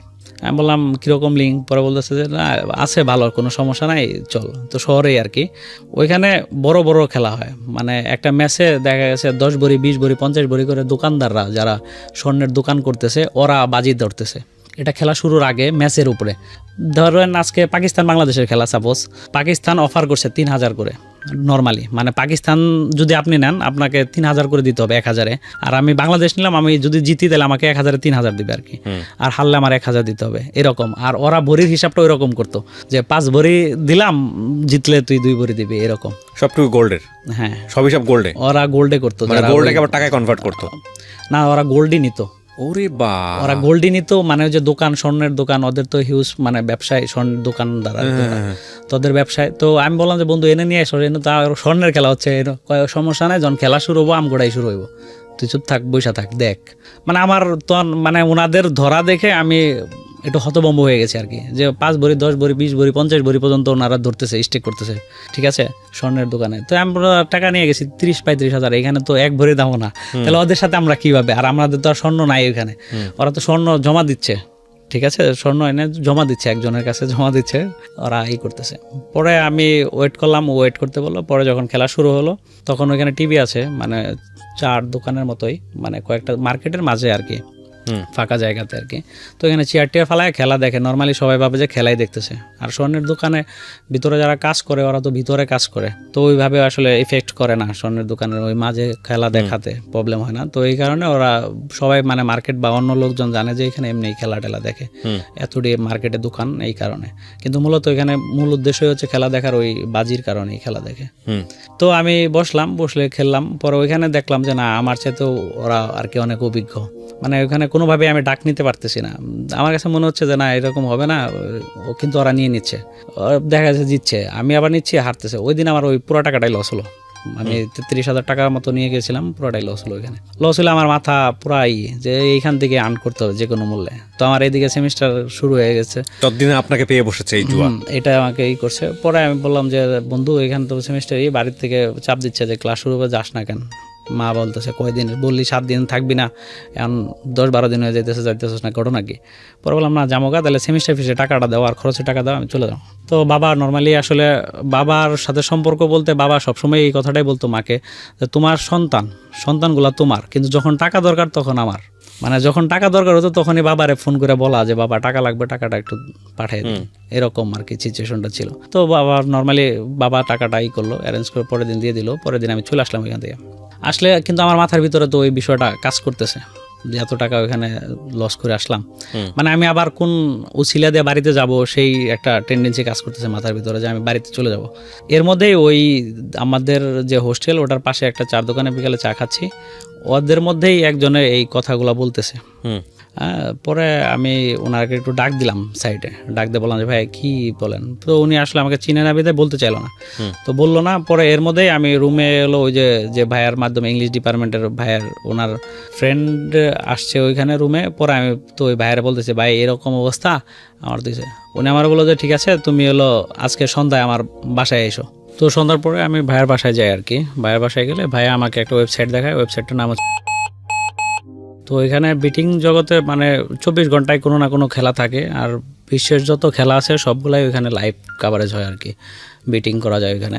তো ভাইয়া আমাকে বোঝাচ্ছিল যে কিভাবে আইডি খুলতে হবে, এগুলো আর কি, ইউএসডি কি। ওই ভাই যে ভাই আপনার কাছ থেকে 40,000 টাকা এই করেছিল। হ্যাঁ। তো পরে ভাইয়া দেখালো, পরে আমি দেখে আমি একটু ইন্টারেস্টেড হলাম যে এটা তো তাহলে খুব সিকিউর, কারণ এমনিতে লোকালে খেলতে গেলে দেখা যায় যে সমস্যা, কেউ দেখে ফেললে, বাসায় জানলে এগুলো নিয়ে প্রবলেম হবে। তার যদি এটা কেউ জানতেছে না, তো এটাই তো বেটার। তো এই অপশনটা আর কি হয়, আর সবসময় আছে এখানে, অনেক অপশন বেশি আছে। লোকালে তো এত অপশন নাই, হয় ম্যাচ জিতা, ওভার টোভার এগুলো, আর এখানে উইকেট কীভাবে আউট হবে এটাও আছে, মানে একটা ব্যাটসম্যান কত রান করতে পারে, এটার আন্ডার ওভার এগুলো আছে। আমি একটা কথা শুধু একটু বলে রাখি, আপনারা জানেন বাংলাদেশ সরকারের এখন একটা অসাধারণ উদ্যোগ, এবং যেটা নিয়ে আমাদের স্বয়ং মাননীয় প্রধানমন্ত্রী প্রাউড ফিল করেন, যে বাংলাদেশে যেই মানে হিডেন ওয়ার্ল্ডে যে ক্যাসিনো ডেভেলপ করেছিল, সেই ক্যাসিনো নিয়ে আমরা দেখেছি এখানে র্যাবের একটা দুর্দান্ত সফলতা আছে এখন পর্যন্ত আমার যে চোখে পড়েছে, যেটা তিনি এটাও বলেন যে আগে তো কোনো সংবাদপত্রে আসেনি। ওইখানে ভোটার আইডি লাগে, মানে আপনি আপনার অ্যাকাউন্ট অন করলেন? হ্যাঁ, ওইখানে ওই ভাইয়াকে দিয়ে অ্যাকাউন্টই করলাম। তো ওইখানেও একটা রেফারেন্সের সিস্টেম আছে, মানে যার আইডি আছে ও রেফার করলে ওই আমি যত ডলার আর কি ভরবো ওটার থেকে একটা পার্সেন্টেজও পাবে আর কি, রেফারেল বোনাস আর কি এটাকে বলে। তো ফাইনালি আমি অ্যাকাউন্ট খুললাম, ওনার যেসব ডকুমেন্টস চাইলো সবগুলো দিলাম। ওইখানে আবার হচ্ছে ভেরিফাইয়ের জন্য আপনার হলো ইলেকট্রিসিটি বিল অথবা ব্যাঙ্ক স্টেটমেন্ট, যে কোনো একটা এই ডকুমেন্টস দিতে হয় আর কি। এটা হচ্ছে আমি অ্যাকাউন্ট করলাম ফার্স্ট, মানে ব্যাংকিং লেনদেনের জন্য এই দুইটা থেকে একটা চয়েস করতে হবে আর কি। দুইটাই করা যায়, আপনার অল্টারনেটিভ দুইটা অ্যাকাউন্ট, একটা অ্যাকাউন্টে দুইটা ব্যাংক অ্যাকাউন্টও চালানো যায়। এখানে একটা বিষয় আমি একটু প্রথমেই ক্লিয়ার করে নিই আপনাদেরকে, সেটা হচ্ছে যে আপনাদের অনেকের মনেই কোয়ারি থাকতে পারে, আমি জানি যেটা একেবারে আপামর জন্য সাধারণটা শুনছেন, বিষয়টা হয়তো পরিষ্কার হবেন না, যে আসলে উনি বাংলাদেশে বসে কিভাবে ডলার দিয়ে উনি ইন্টারন্যাশনালি এই বিটটা করতেন। আপনি তো ডলার দিয়েই করতেন। জি, আচ্ছা, তো উনি যে দুটো সাইটের কথা বলেছেন, এই দুটো সাইট কি লিগ্যাল বাংলাদেশে? সেখানে অ্যাভেলেবল, হ্যাঁ। এটাতে যেই আপনার যারা ফ্রিল্যান্সের কাজ করে ওরা এটাতে এই ইউএসডি গুলা এখানে আনে ওদের। আচ্ছা, তার মানে ওদের অ্যাকাউন্টটা সরাসরি এখানে খোলা যায়। হ্যাঁ, আচ্ছা, তো এখানে ডলার জমা হয়, এখান থেকে যে ব্যাংক অ্যাকাউন্টের অ্যাড্রেসটা ওরা দেয় সেই ব্যাংক অ্যাকাউন্টে এসে ডলারটা কনভার্ট হয়ে টাকা হয়। না, ওই আপনার ওই অ্যাকাউন্টটাতে থাকে, তখন আপনার যে কোনো ব্যাংকের অ্যাকাউন্টে ট্রান্সফার করা যায়। রাইট, সেটা তো আপনাকে ডলার দিবে না, আলটিমেটলি টাকা দিবে, বাংলাদেশ টাকায় কনভার্ট করবে। সো বিষয়টা হচ্ছে যে দুটো সাইটের কথা এখানে বলা হয়েছে সেটা ইজ কোয়াইট লিগ্যাল। আমি যতদূর জানি লিগ্যাল ইলিগ্যালের প্রশ্ন আসে না, সোজা কথা হচ্ছে এই দুটো সাইট নিয়ে। কারণ এখানে ওনার তথ্য অনুযায়ী ফ্রিল্যান্সাররা বাংলাদেশে যারা আছেন তারা এই দুটো সাইট ব্যবহার করেন। আমি দুটো সাইটের নাম এখানে মিউট করে দিয়েছি। আচ্ছা, প্রথম কথা হচ্ছে যে তাহলে ওই দুটো সাইটে টাকাও রাখা যায়, মানে ডলার কনভার্ট করে ওখানে রাখা যায়। আচ্ছা, ডলার কনভার্ট করে রাখা হলে এই দুটো সাইটের লিঙ্কে আছে আপনি হচ্ছে যে বেটিং সাইটের কথা বলছেন ওখানে। তার মানে ওরা আবার ওই বেটিং সাইটটাকে এই সাইটে পারমিট করে। তার মানে দেখেন আমাদের দেশের টাকা কিভাবে ডলারে কনভার্ট হয়ে সেটা ওই সাইটে চলে যায়। আর জুয়াতে কি হয় আপনারা তো জানেনই, মানে জুয়ার অর্থ শেষ পর্যায়ে জুয়াতে কয়জন লাভবান হয় আর এই অর্থটা কাদের কাছে যায় ফাইনালি। তাহলে আপনারা একটু চিন্তা করে দেখেন যে এটা কত বড় মাপের একটা অর্থ পাচার, কত ভয়ানক রকমভাবে এটার সংখ্যা কত ভয়াবহ হতে পারে। আমি বলছি না because I don't have exact figure, এটা ফিগার আউট করা সম্ভব না। তবে এই সংখ্যাটা খুবই আতঙ্কের। উনি কিছু কথা বলবেন আজকে, ওনার পরিচয় আমরা এখানে গোপন করেছি খুব স্বাভাবিকভাবেই, সিক্রেটসে যেহেতু এসছে। ওনার যে অবজারভেশন বা ওনার যে দেখাটা, আমার মনে হয় এটা খুবই আতঙ্কের একটা ফিগার এবং বাংলাদেশ সরকারের এই ব্যাপারে সচেতন হওয়া উচিত। তো আপনি যেটা করলেন ওই বড় ভাইয়ের পরামর্শ অনুযায়ী আপনি আমার অ্যাকাউন্টটা ওপেন করলেন। হ্যাঁ, ওইখানে ভেরিফায়ার যে ইগুলা ছিল, অপশনগুলো ছিল, সেগুলাতে আমি ইলেকট্রিক আমরা তো ঢাকাতে থাকতাম মেসে, ওইখানে তো আর পাওয়া যাচ্ছে না। পর ওই ভাই ওটা ওনার বাসার একটা অ্যাড্রেস করে দিয়ে এটা করা যায়, মানে অনলাইন ভেরিফিকেশন তো ওরা তো জাস্টিফাই করে না, তো দেখে যে লিগ্যাল অথরিটির মতো কাগজটা আছে, ইলেকট্রিক বিল টিল এগুলো, ইউটিলিটি বিল টিল এগুলো আছে কিনা, হ্যাঁ ওটা দিয়ে আমরা আর কি ভেরিফাই করি আর কি। ভেরিফাই করে আমি প্রথম অবস্থায় আর কি 100 ইউএসডি ভরি, ওই ভাইয়ের গ্রে 100 ইউএসডির জন্য আমি হলো 9400 টাকা দিই, মানে 94 টাকা করে পার ডলার। 94 টাকা করে পার ডলার হলে ওই 9400 টাকা ওনাকে দিই। পরে উনি আমাকে 100 ইউএসডি ওই অ্যাকাউন্টে ট্রান্সফার করে, ফান্ড ট্রান্সফার করলে আমি ওটা থেকে ডিপোজিট করি বিট 365-তে। তো বাংলাদেশে এটা হচ্ছে আপনার ইন্টারন্যাশনাল মধ্যে মানে সবচেয়ে ট্রাস্টেড সাইট। বাংলাদেশে আরও এই ধরনের সাইট আছে, তো তার মধ্যে এই সাইটটা হচ্ছে সবচেয়ে ট্রাস্টেড। এটা এখন বর্তমানে যে খেলাধুলা হয় দেখবেন অ্যাড দেয় খেলার মধ্যে, ওই যে মাঠের 4 সাইড দিয়ে এই অ্যাডটা থাকে, বিশেষ করে অস্ট্রেলিয়াতে যেসব খেলাগুলো হয়, অস্ট্রেলিয়া, ইংল্যান্ড, এইগুলাতে মানে ওদের বিজ্ঞাপনও আসে। হ্যাঁ, বিজ্ঞাপন বলতো যে মাঠের সাইডে যে রশির উপরে যে ইটা দেওয়া থাকে ওই দেওয়া থাকে, তারপরে সাইড স্ক্রিন যেটা থাকে ওটা তো দেওয়া থাকে। ইভেন নিউজিল্যান্ডে একটা খেলা হয়েছিল, বাংলাদেশ যখন নিউজিল্যান্ডে খেলা হলো বেশ কিছুদিন আগে, যে সিরিজটা হয়েছিল ওই সিরিজটাতে কিন্তু ওপেনে ওইখানে রেট দেখাতো যে একটা ম্যাচে উট কত, মানে কোন দলের কত উট, কত স্টেক করলে কত পাবেন, এরকম। নিউজিল্যান্ড বাংলাদেশকে তখন 13,000-14,000 করে আর কি পার হাজারেই দিত, অফার করতেছিল। সেটা কিন্তু ওই লাইভে খেলা লাইভেও দেখাইছে, মানে এটা ওদের দেশের জন্য হয়তো বৈধ, আমাদের দেশে এটা না, বাট ক্রিকেটের জন্য তো বিষয়টা বৈধ না। না, অবশ্যই না। তো সেই ক্ষেত্রে পরে আমি এই করলাম, প্রথম অবস্থায় ওই $100 থেকে আমার $400 হইলো আর কি। ওই আমি বুঝে $1, $2 এরকম করে দিয়ে সময় দিচ্ছি আর কি। আমি ওটার থেকে যে মানে তাড়াহুড়া করতেছি না, একদিনে আমি বেশি টাকা আর্ন করবো এরকম না, মানে প্রতিদিন $5 হয়েছে, দ্যাটস এনাফ, আর দরকার নেই আজকে, এরকম মানে প্রতিদিন এরকম আসলেই হলো, এরকম একটা করে আমি আস্তে আস্তে ওটাতে করতে থাকি। এভাবে আমার মানে $400 হতে প্রায় 3 মাসের মতো লেগে যায়। 3 মাসের মতো লেগে যায়। 3 মাস পরে আমি ওইখান থেকে $200 উদ্র দেই, মানে উদ্র দিয়ে ওই ভাইয়ের কাছেই সেল করি। তখন আমাকে ভাইয়া 88 টাকা করে দেয় আর কি পার ডলার। হ্যাঁ, আমরা কিন্তু কিনলাম ওনার কাছে 94 করে, কিন্তু আমি ওনার কাছে সেল করলাম 88 করে, কারণ আমি তো জানি না যে কিভাবে এটা সেল করতে হবে, এই করতে হবে, এটা আমার কোনো আইডিয়া নাই এটার প্রতি। তো ওই ভাইয়ারে বললাম, ভাইয়া সিস্টেম দেখাই দিল, আমি ওনার অ্যাকাউন্টে ফান্ড ট্রান্সফার করে দিলাম, উনি আমার 88 টাকা করে দিল আর কি। তো দেওয়ার পরে আমি $200 যখন সেল করে দিলাম, তো আমার ভিতরেই হলো যে শালার আমি 94 করে কিনলাম ওনার কাছ থেকেই, আর উনি আমার 88 করে দিল, 6 টাকার একটা ডিফারেন্স। এইটার বিষয়টা আমাকে উদ্ঘাটন করতে হবে, কেন এরকম হয়। তো আমি তখন আর কি বিভিন্ন ওই ফেসবুকে বিভিন্ন গ্রুপ খুঁজতেছিলাম, যে এই বিটিং সাইটের যে গ্রুপগুলা, অবশ্যই যেহেতু অনলাইন খেলে, এখানে অনলাইনে যেহেতু লেনদেন হচ্ছে, তাহলে এটা কিভাবে সেটা আমাকে একটু জানতে হবে। তো আমি এটার প্রতি বেশ সময় ব্যয় করি, বিভিন্ন সাইট, তারপরে ওই অনলাইন এক্সচেঞ্জ সাইটগুলোতে নক করি, বিভিন্নভাবে কথা টথা বলে আমি বিষয়গুলো বুঝতে পারি যে এরকম, মানে এটা হচ্ছে ডিলারের মতো। বাংলাদেশে অনেকে আছে এরকম যারা একটা ওয়েবসাইট করে নিছে নিজেদের মতো করে, ওইখানে ওরা ওই বাই সেল করছে। এটা কোথা থেকে আসতেছে ইউএসডি সেটা তো বিষয় না, কিন্তু আমি তো দিচ্ছি আপনাকে বা যেহেতু বৈধ, ওরা এটা সরকার আসলে এই কারণে এখানে আর কি ব্যর্থ হওয়ার কারণ এটাই। ঠিক আছে, তো ওরা সবাই জানে যে ফ্রিল্যান্সাররা এগুলোর মাধ্যমে লেনদেন করে, তো ওরা এটাই করে, ওরা 90-92 টাকা করে বাই সেলের একটা রেট দেয়। ওই আমরা অ্যাকাউন্ট নাম্বার, ব্যাংকের অ্যাকাউন্ট নাম্বার অথবা বিকাশ নাম্বার বা যে কোনোভাবে আমার টাকাটা দিল, আমি ওর ফান্ড ট্রান্সফার করে দিলাম, এরকমভাবে লেনদেন হয় আর কি। নর্মালি ছোট ছোট লেনদেন যেগুলো $20 থেকে শুরু করে $1000-2000 পর্যন্ত এইভাবেই লেনদেন হয় নর্মালি বিকাশ অথবা ব্যাংকের মাধ্যমে আর কি। যে আমি আপনার অ্যাকাউন্টে দিচ্ছি, আপনি আমার একটা অ্যাকাউন্ট নাম্বার দিলাম, ওটাতে আপনি টাকাটা দিয়ে দিলেন, আমি আপনাকে ডলারটা দিয়ে দিলাম, এইভাবে। তো পরে আমি যখন ওই করলাম, পরে অনেকের সাথে এইভাবে আমার একটা রিলেশন হয়ে গেল, মানে যারা এই ট্রাস্ট সাইটগুলো দিয়ে করে। তো এমনও আছে যে যাদের সাথে আমার কখনো কোনো দিন আজ পর্যন্ত দেখা হয় নাই, কিন্তু তাদের সাথে আমার লাখ লাখ টাকা লেনদেন হয়েছে পরবর্তীতে এসে, মানে তখন তো সম্পর্কে শুরু হলো আর কি। তো পরে এইভাবে আমি আর কি বিটিং করলাম। প্রথম দিকে আমার খুব লাভ হতো, মানে ওই যে এরকম $4-5 হলেই আমি আর ওই দিন আর খেলতাম না, ওই রেখা দিতাম। পরে এইভাবে আস্তে আস্তে করলাম। আস্তে আস্তে আমার টার্গেট হলো যে আমি 1000 USD করবো। 1000 USD-র আগে আমি আর কোনো উদ্র দিব না, যে পর্যন্ত 1000 USD না হয় এ পর্যন্ত আমি কন্টিনিউ করতে থাকবো। তো এইভাবে করতে করতে আমার বিবিএটাও শেষ হয়ে গেল। মানে 1000 USD তো অনেক সময় লাগে, $3-5 এরকম করে পার ডে আসলে অনেক সময় ব্যাপার। তো এইভাবে যখন আমি একটা সময় করলাম, পরে যখন আমার বিবিএ শেষের দিকে মানে ইন্টার্নি করব এই সময়, তো এখানে আমার এক পরিচিত ভাইয়া ছিল, উনি আমাকে বললো যে তাহলে তুমি ইন্টার্নি কি করবো, আমাদের এখানে সরাসরি জবে ঢুকে যাও, এখান থেকে একটা রিপোর্ট তুমি দিও। তো ওনারা মূলত স্টুডেন্ট ভিসার কাজ করতো আর কি, মূল এটা ছিল ওনাদের স্টুডেন্ট ভিসা। তো আমি করলাম। তো মোটামুটি আমি অনলাইনে তো যে ওই এগুলা ঘাটাঘাটি করাতে অনলাইনের যাবতীয় অনেক কাজই আমি শিখছিলাম, মানে অনেক রকমের কাজগুলাই। পরবর্তীতে যখন আমি এখানে জয়েন করি আর কি, ইন্টার্নি হিসাবে এখানে জয়েন করি আর কি, জয়েন করলে আমাকে 14,000 টাকা স্যালারির কথা বলে আর কি, 14,000 টাকা স্যালারি দেবে। পরে আমি বললাম ঠিক আছে, বাসার থেকে ওই। তো এর মধ্যেই আমি হলো ওইখানে যে স্টুডেন্টেরই ওরা যে কাজগুলো করতো এগুলো আমি খুব দ্রুতই শিখে ফেললাম, মানে কিভাবে কি প্রসেসিং করে, একটা স্টুডেন্ট ফাইলে কত টাকা আর্ন করে এরকম। তো তখন দেখলাম যে একটা স্টুডেন্টে 50,000 মিনিমাম একটা থাকে মালয়েশিয়ার মতো দেশে যদি পাঠায়, আর অন্য যেগুলোতে অনেক অ্যামাউন্ট আসে। তো আমি করলাম, এখানে মালয়েশিয়াতে আমার একটা ফ্রেন্ড ছিল, তো আমি ওরা ফেসবুকে নক করলাম যে বন্ধু আমি তো এরকম একটা প্রতিষ্ঠানে জব করতেছি, তো এইভাবে স্টুডেন্টই করে, তাহলে তুই কি এগুলা জানোস কিনা? পরে হয় এটা তো করার কোনো ঘটনা না, তাহলে তুই ওইখানে করবি কি, তুই আমার দিস ফাইল আমি করে দেবো, মানে বিষয় ও সব কিছু কলেজের ভর্তি প্রসেসিং সব কিছু করে দিবে, আমি শুধু এখান থেকে ফাইল করে ওরা স্ক্যান করে পাঠাবো, পরে ও যাবতীয় সব কাজও করবে আর কি। তো পরে বললাম তাহলে কেমন থাকতে পারে, তখন দেখলাম যে না আরও বেশি অ্যামাউন্ট থাকে, 70-80 এরকমও রাখা যায়, অবস্থা বুঝে আর কি, লোকজন বুঝে। পরে আমি দেখলাম এখানে 6 মাসের মতো ছিলাম আর কি।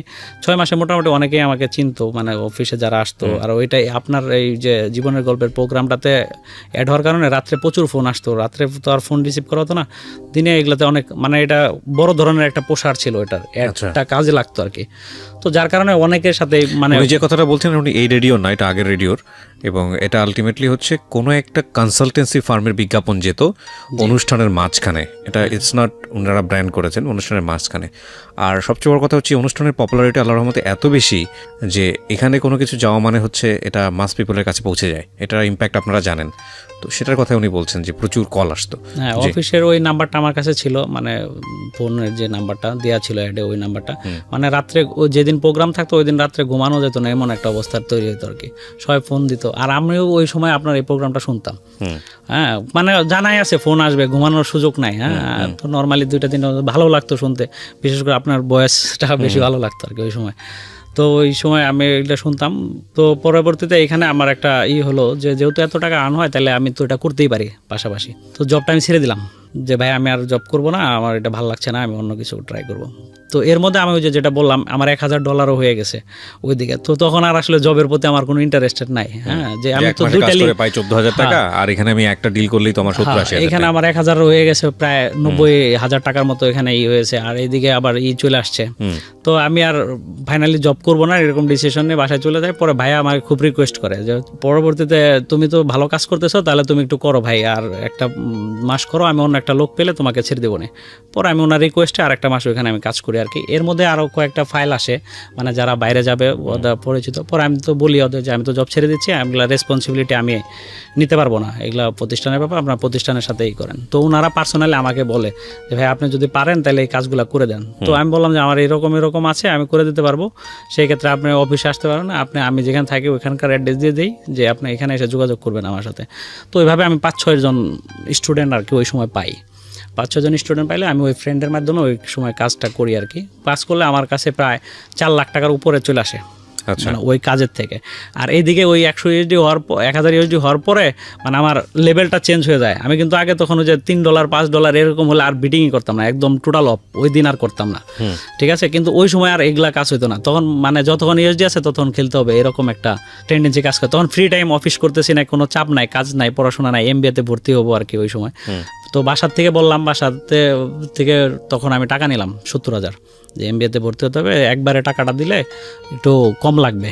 মানে এই টাকাটা নিলাম হলো আমার কাছে যে 4 লাখ টাকা ছিল, ওইখানে 70,000 টাকার সাথে আরো 30,000 মিলিয়ে আমি ওইখান থেকে উঠে 5 লাখ টাকার একটা অ্যামাউন্ট দিয়ে আমি বড় একটা করবো আর কি, মানে বেটিং এর একটা করলাম। নেশাটা কি জিনিস আপনারা চিন্তা পরে আম্মু দিল, যেহেতু একবারে দিলে কম লাগবে এই পাশে দিল, কিন্তু তারা কখনোই মানে জানতেও চেষ্টা করে নাই যে ভার্সিটিতে আসলে এরকম কোনো ওয়ে আছে কিনা, মানে এত সহজ সরল ওনারা আর কি, যেটা বলছি সেটাই বিশ্বাস করছে আর কি।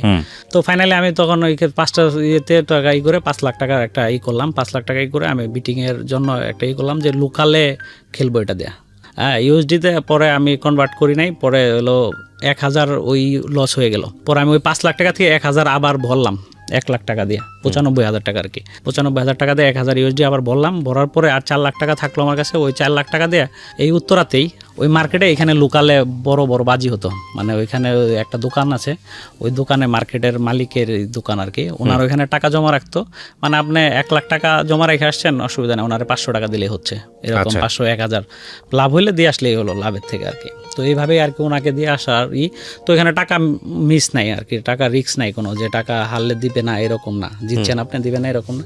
তো এখানে আমি 2-3 দিন গেলাম, মানে বিটিং করি না কিন্তু যাই, দেখি ওদের অবস্থা দেখি। তো ওরা বল টল খেলে না, ওরা শুধু ম্যাচ খেলে। তো ইন্টারন্যাশনাল তখন হলো আপনার ওই যে ওয়ার্ল্ড কাপের যে ছিল, ওই সময় আমি ওদের সাথে ইনভলভ হলাম। তো এখানে আপনার বিপিএল আইপিএল এর সময় বেশি জমে আর কি, ওরা ইন্টারন্যাশনাল ম্যাচ একটু কমই করে, কারণ ইন্টারন্যাশনাল ম্যাচগুলোতে ফিসিং হয় না খুব একটা। হ্যাঁ, কিন্তু বিপিএল আইপিএল এগুলোতে অনেক ফিসিং হয়, কারণ এগুলো তো অনেক টাকার খেলা। তো আমি এই অনলাইনে বিটিং করা অনেক ওয়েবসাইটে, তো এর মধ্যে আমার একটা ছেলের সাথে পরিচয় হয়, ওর বাসা হচ্ছে ইন্ডিয়াতে। তো ও হচ্ছে বুকি বলতে ওরা হলো যে বিভিন্ন এই জুয়ার সাথে জড়িত, মানে বড় বড় ম্যাচ ফিসিং এর সাথে জড়িত। ওর সাথে আমার হলো স্কাইপিতে কথা হয়। আচ্ছা, একটা নাম্বার দেয় ও আমাকে ফেসবুকে থেকে, পরে ফেসবুক থেকে স্কাইপিতে কথা হয়। স্কাইপিতে কথা হলে ও তো হিন্দি বলতো, আমি হিন্দি অতটা বুঝতাম না, তখন হিন্দি না বোঝাতে ওর সাথে একটু প্রবলেম হয়। ইংলিশে ও আবার ইংলিশটা অত ভালো বোঝে না, তো সমস্যায় পরে ওরা, আমার একটা ফ্রেন্ড আছে ও আবার খুব হিন্দি ভালো বোঝে, পরে ওকে আমি ইনভলভ করি যে ও কি বলে এই কথাগুলো আমার একটু করে দিবি। তো ওইভাবে ওর কাছ থেকে বুঝে নেই আর কি ব্যাপারগুলো। পরে ও আর কি ইংলিশে করতে পারে না, পরে ওই যে গুগল ট্রান্সলেটে গিয়ে লেখে আর কি, ওইখানে তো আপনার যে কোনো ভাষা চেঞ্জ করা যায়, মানে আমি বাংলায় লিখলাম, ওটা আমি উর্দুতে যাচ্ছি বা হিন্দিতে যাচ্ছি, ওইভাবে আমি ট্রান্সলেট করতাম, ট্রান্সলেট করে ওর সাথে আমি হিন্দিতে চ্যাট করতাম আর কি গুগল থেকে। তো ট্রান্সলেট করাতে, কারণ আমার প্রাইভেসিটা নষ্ট হচ্ছে, ওই ফ্রেন্ড এগুলা জানতেছে যে ম্যাচ ফিসিং হয় এরকম, এগুলোর কারণে একটু প্রবলেম হবে, এই কারণে আমি ওই গুগল ট্রান্সলেট মাধ্যমে ওর সাথে আমার SMS এ কথা হতো আর কি। তো আমি প্রথম দিকে ট্রাস্ট করতে পারতাম না যে না এরকম হয় এটা আর কি, তখন আমি ভাবি না যে ম্যাচ ফিসিং বলতে কিছু আছে। তো ও আমাকে একটা ম্যাচের কথা বললো যে কালকে মুম্বাই ইন্ডিয়ান্স, তখন IPL চলে আর কি, তো মুম্বাই ইন্ডিয়ান্সের একটা খেলা আছে, এটাতে মুম্বাই ইন্ডিয়ান্স 100% জিতবে, প্রথম দিকে ওরা লস ওর অবস্থায় আসবে, ভালো একটা স্টেক হবে, তখন তুই যা আছে সব মারিস। ওটা আপনাকে জানালো? হ্যাঁ, জানালো। তো ও আমার ইউএসডি আছে, ও ওটা জানালো, ওকে দিতে হবে 1000 ইউএসডি দিতে হবে। আচ্ছা আচ্ছা, এরকম ভাবে ওর যত ক্লায়েন্ট আছে সবগুলো ক্লায়েন্টের কাছ থেকে টাকা নেয়। তো আমি বললাম যে ভাই আমি তো আসলে প্রথম দিকে করতে পারতেছি না, আমি প্রথম ম্যাচটা দেখি।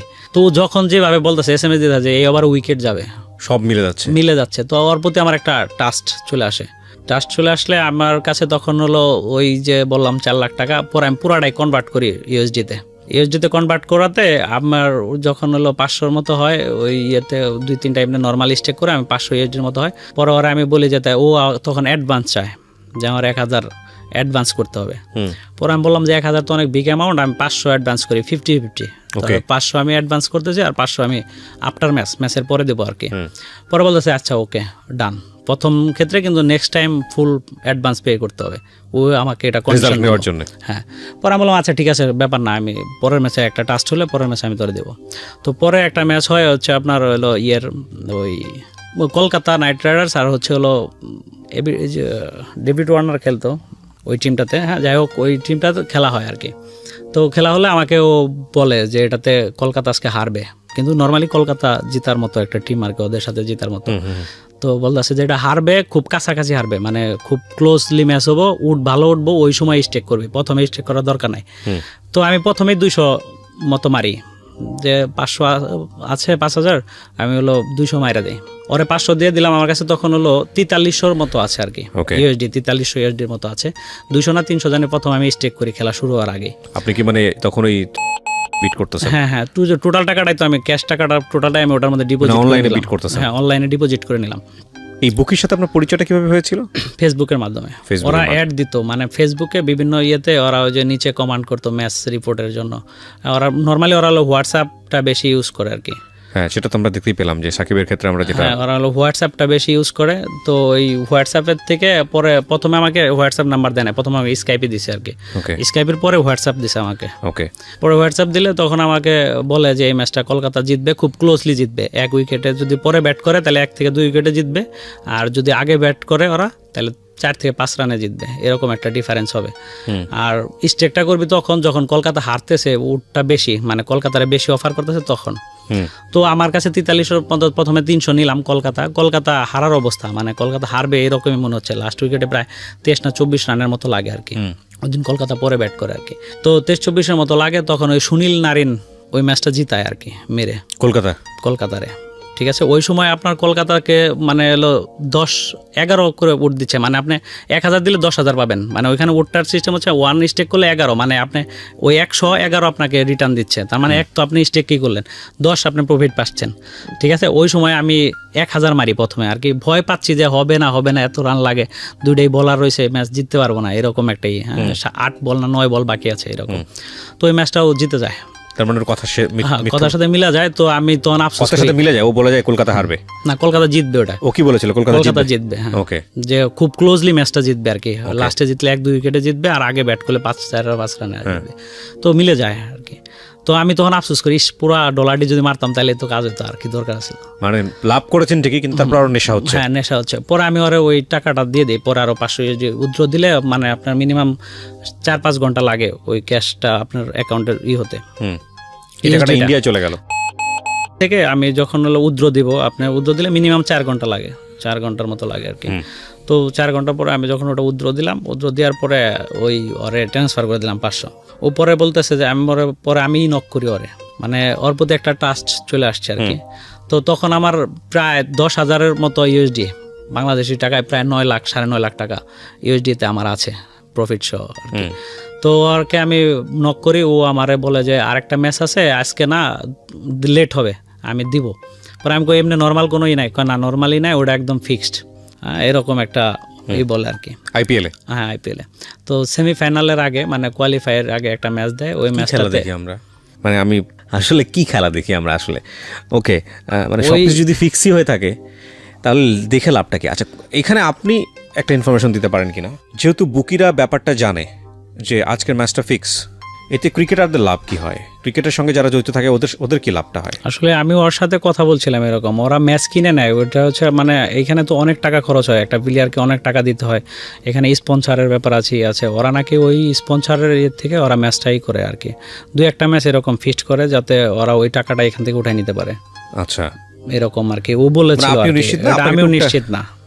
মানে একটা বিষয় হচ্ছে যে এই বুকিদের হাতে যতগুলো চেন আছে, ধরেন একজন বুকির হাতে প্রায় 1000 চেন আছে, সো 1000 চেনের কাছ থেকে ও টাকা নিচ্ছে, অ্যাডভান্স টাকাটা নিয়ে নিচ্ছে যে আজকের ম্যাচের রেজাল্ট হচ্ছে এটা। আবার এই টাকাটার মেজর অংশ বা কোনো একটা অংশ দিয়ে সে হলো ক্রিকেট প্লেয়ারদেরকে কিনতেছে, কিংবা পুরো টিমকে সে কনভিন্স করতেছে, কিংবা স্পন্সরকে কনভিন্স করতেছে, যেটাই হোক না কেন, এবং সেটা সম্পর্কে আমরা জানি না, যতটুকু পর্যন্ত জানতে পেরেছি সেটা হচ্ছে বুকি পর্যন্ত। ওকে, তারপর পরে ও আরেকটা ম্যাচ দেয়, ওই ম্যাচের সময় আমার 10,000-এর মতো ইউএসডি আছে আর কি। তো আমি আর উদ্র দেই নাই যে ও ম্যাচ দিবে এই কারণে। তো এর মধ্যে আমি নর্মালি খেলতে 5,000-এর মতো আমি লস্ট করি। নরমালি নিজের মতো করে খেলতেছি আর কি। ওই রান ওভার টোভারে দেখা যাচ্ছে যে আগের ওভারে ঠিকই হচ্ছে, আমি যে ওভারে ওভার নিচ্ছি সে ওভার আন্ডার হচ্ছে, যে ওভার আমি আন্ডার নিচ্ছি সে ওভার হচ্ছে, মানে মিলছে না, যেভাবে মারছি হারতেছি। এবার হারতে 5,000-এর মতো আমার লস হয়। তো মাথা একদম আইলা যায়, আরে এতটি লস করে ফেললাম। তখন কিন্তু মাথায় আছে, দেখেন মোস্ট কমন কেস, তখন মাথায় থাকে যে আরে 10,000 ছিল, 5,000 চলে গেছে, এই 10,000 যেভাবে হোক পূরণ করতে হবে। জি, তখন আমি ওই 5,000 দিয়ে আবার খেলতে প্রায় আরো 1,000-এর মতো লস হয় আর কি। পরে আমি 4,000 রেখে দিই যে না, ও যে ম্যাচ দিব ওই ম্যাচের উপরে খেলবো আর কি। তো ফাইনালি 4 ম্যাচ হওয়ার পরে যখন ও আমাকে ম্যাচ দেয়, ম্যাচ শুরু হওয়ার আগে ম্যাচ দেয় যে এই ম্যাচটা এই করবে, যে এত রান হবে, এই রানের ভিতরে খেলাটা হবে, খুব লো স্কোর ম্যাচ হবে, 130-40 রানের মধ্যে দল আটকে যাবে, পরে ওরা জিতবে, তারপরেও জিতবে। তো যখন অর্ধেক সময় গেছে তখন আমারে বলছে যে এখন স্টেক করতে আর কি। তো তখন আপনার 1,000-এ 3,000 করে দিচ্ছে আর কি ওই দলকে, যে আগে ব্যাট করছে ওই দলটারে। পরে আমি ওই টোটালটাই মেরে দিই। তখন আর সাথে যা ছিল হ্যাঁ একদম নীল করে ফেলি, 4,000 ইউএসডি একদম মারলে ওই ম্যাচটা হাইরা যায়, মানে ওর রিপোর্টটা মিলে না, ম্যাচটা হেরে যায়। লাস্টে একদম জিতারও ম্যাচ, লাস্টের 4 বলে লাগে 2 রান, কিন্তু হয় না রানটা, ঠিক আছে, ওটা হয়ে যায়, পরে হাইরা যায়। পরে হাইরা গেলে পরে ওরে নক করি, ও আমাকে ব্লক মারে হোয়াটসঅ্যাপ থেকে ব্লক মারে, স্কাইপি থেকেও করে দেয়। স্কাইপি থেকে করে দিলে পরে আমি আর পাচ্ছি না, হঠাৎ মানে এর মধ্যে তো আমার একদম মানে পাগল প্রায় অবস্থা, আমি এতগুলো টাকা এইভাবে নষ্ট করলাম, এই টাকা আমি কেমনে করবো। তো এর ভিতরে মাথায় উদ্ভট বুদ্ধি আসে যে বাসার থেকে যেভাবে টাকা নিয়ে এই টাকাটা আমার কাভার করতে হবে। তো তখন আসলে ওই যে $5 তো চিন্তা নাই, তখন হলো 1000-এর হিসাব চলে আসে মাথায়, ঠিক আছে, 100-200 করে প্রতি বলে মারি। হ্যাঁ, তখন বাসার থেকে 100-200 মানে হচ্ছে 10,000 20,000 এরকম করে প্রতি বলে মারা হয়। তো বাসার থেকে আমি 2 লাখ টাকার কথা বলি, একটা চাকরির ব্যাপারে কথা বলি, মিথ্যা বলি আর কি, যে আমার একটা গভর্নমেন্ট জবের ব্যাপারে হয়েছে, তো এখানে 1,00,000-2 টাকা ওদের আগে অ্যাডভান্স করতে হবে, এটা বলে বাসা থেকে 2 লাখ টাকা আমি নেই। ওনারাও দেয় আমাকে বিশ্বাস করে, ওই যে বললাম তাদের ট্রাস্টের ব্যাপারটা অনেক বেশি ছিল আমার প্রতি, ঠিক আছে। পরে আমি নর্মালি ওই 2 লাখ টাকা নিই, 2 লাখ টাকা নিয়ে তখনও আমি উত্তরাতেই থাকি আর কি। পরে যখন হলো ওই 2 লাখ টাকায় পুরোটাই আমি আবার অনলাইনে ডিপোজিট করি আর কি। 2,000 টাকা না 3,000 টাকা হাতে ছিল, বাকি পুরাটাই আমি ওখানে ডিপোজিট করলে পরে এর মধ্যে আমাকে মাল্টির নেশায় পায়া বসে। মাল্টি বলতে আপনার না ওই বিটিংয়েই মাল্টি সিস্টেম আছে, মানে উটটা বেশি হয়, আপনার 3টা 4টা 5টা ম্যাচ একসাথে নিতে হবে যে এরা জিতবে। ফুটবল তো অনেক খেলা হয়, ঠিক আছে। তো ওইখানে আমার ওই যে ওইভাবে ফেসবুকে এটির মাধ্যমে ওদের ওইখানে ফুটবলেরও একটা এরকম বুকি বলতে কি ওরা হলো টিপার বলে আর কি, নিজেদেরকে টিপার দাবি করে যে ওরা ভালো টিপস দেয়, ম্যাচ 10টার মধ্যে 8টা 9টা জিতাবে এরকম একটাই। তো ওইখান থেকে মাল্টি ওরা হলো করে। তো আমি নিজেও তো মোটামুটি বুঝি ফুটবল ক্রিকেট খেলাটা বুঝি, কোন টিম ক্লাবের খেলাগুলা তো বোঝা যায় যে কে ভালো খেলে খেলে। তো এরকম করে 5টা 10টা করে ম্যাচ নিলে দেখা যায় 1টা 2টা ম্যাচ হেরে যায়, আরগুলা ঠিকই জিতে। কিন্তু এখানে সিস্টেম হলো যে আপনি যে কটা ম্যাচ নিচ্ছেন ওই কটা জিততে হবে, একটা হারলেই লস। আচ্ছা, এটা হলো সিস্টেম ওইখানে, মাল্টির সিস্টেমটা হলো এটা। কিন্তু এটা আমার একটা নেশা হয়ে দাঁড়ায় যে প্রতিদিনই 1টা 2টা করে মাল্টি আমি আর কি, যতগুলো খেলা আছে এগুলা গাইটা দেখি, মানে ওইটার অ্যাভারেজগুলো দেখি, আগের অ্যাভারেজগুলো দেখি। হ্যাঁ, তখন টোটালি এটার প্রতি একটা অ্যাডিক্টেড চলে আসছে আর কি, অন্য কোনো চিন্তা ভাবনা কোনো কিছুই কাজ করে না। তো করার পরে আপনি যখন আমি ওইটা করি, তো ওই 2 লাখ ওই টাকাও আর কি, ওই 2,000 ইউএসডি আমি লস করি, ওই মাল্টির পিছনেই লস হয় বেশিরভাগটা, ঠিক আছে। ওই দেখা যায় 1টা 2টা করে ম্যাচ হারছি হয়। তো এর মধ্যে বাবা ব্রেন স্ট্রোক করে, আমার বাবা আর কি নিয়ে আসার পরে ওইখানে ভর্তি থাকে। তো ওই সময় বাসার থেকে আর কি প্রায় 2 লাখ টাকার মতো দেয় চিকিৎসার জন্য আর কি, বাবার যা লাগে টাকা 2 লাখ টাকার মতো আমাকে হাতে দেয় আর কি। এদিকে যায় খরচ হোক কি হোক, অপারেশন করার কথা বলে ডাক্তাররা প্রথম অবস্থায়। তো পরবর্তী তার অপারেশনটা আল্লাহর রহমতে লাগে না আর কি, দোয়াতে আল্লাহর রহমতে আর লাগে না। তখন আমার হাতে ওই চিকিৎসা বাবদের যে টাকাটা ছিল ওইখান থেকে আমার 1,30,000 টাকা ছিল হাতে, মানে 70,000 টাকা আপনি জুয়া খেলেন আমার খরচ হয়। হ্যাঁ, তো ডাক্তাররা বলতেছে অপারেশন করা লাগবে না। তখন আমার ভিতরে কাজ করে যে তাইলে তো ওই টাকাটা এখন লাগতেছে না, বাবা সুস্থ হওয়ার পরে না টাকার হিসাব নেব, তার আগে তো আর নিবে না, মানে তখন মাথার ভিতরে এই কাজটা করে আর কি।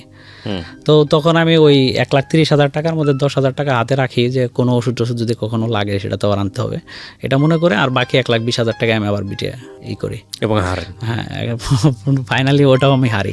তো হারার পরে ভর্তিতে আমি হচ্ছে ওই যে 10,000 টাকা ছিল, এই 10,000 টাকা আমি আবার করি, মানে ওটাও ভরে ফেলি, 100 ইউএসডি ভরে ফেলি। দেখেন এইটা একটা লিমিটে গিয়ে নিশ্চয়ই উনি থমকে দাঁড়িয়েছে, তারপর এখানে এসছে।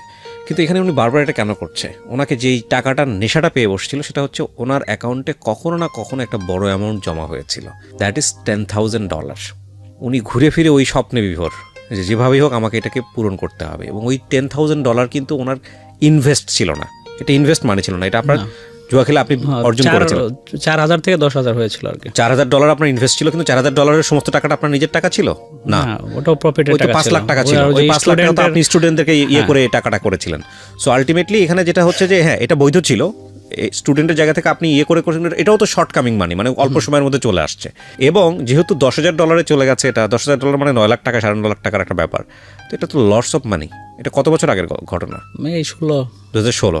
এবং এই 9 লাখ 9.5 লাখ টাকা খুব অতি দ্রুত তিনি আবার লস করেন, এবং লস করতে গিয়ে প্রথমত যখন 10 লাখ টাকা ছিল তখন স্বপ্ন ছিল আরও বেশি কামাবেন, কারণ উনি একটা নির্ভরযোগ্য বুকি পেয়ে গিয়েছিলেন, এবং যখন এটা লস হয়ে গেল তখন মাথা খারাপ হয়ে গেছে, না এই টাকাটা তো আমার কাছে ছিল, এটা টেস্ট তো আমি জানি, সো এই টাকাটা অ্যাচিভ করতে হবে। এটা করতে গিয়ে উনি বাড়ি থেকে বিভিন্নভাবে বাবার ট্রিটমেন্টের টাকা বলেন, অন্যান্য টাকাগুলো বলেন, এগুলো উনি ইনভেস্ট করছেন, এবং তারপরে ওনার যাচ্ছে তো যাচ্ছি। বিশেষ করে যারা বেটিং করেন বা জুয়া খেলেন তাদের ক্ষেত্রে এই স্টোরিটা খুবই কমন, 99% কমন। যারা লস করেন তাদের ক্ষেত্রে প্রথমে একটা বড় অ্যামাউন্ট জমা হয়, ওই অ্যামাউন্টের সাথে স্বপ্ন জমা হয়, এবং তারপর তারা ওটা হারেন, এবং ওটাকে রিকভার করার জন্য যা আছে তল্পি তল্পা সহ সমস্ত কিছু লুজ করেন।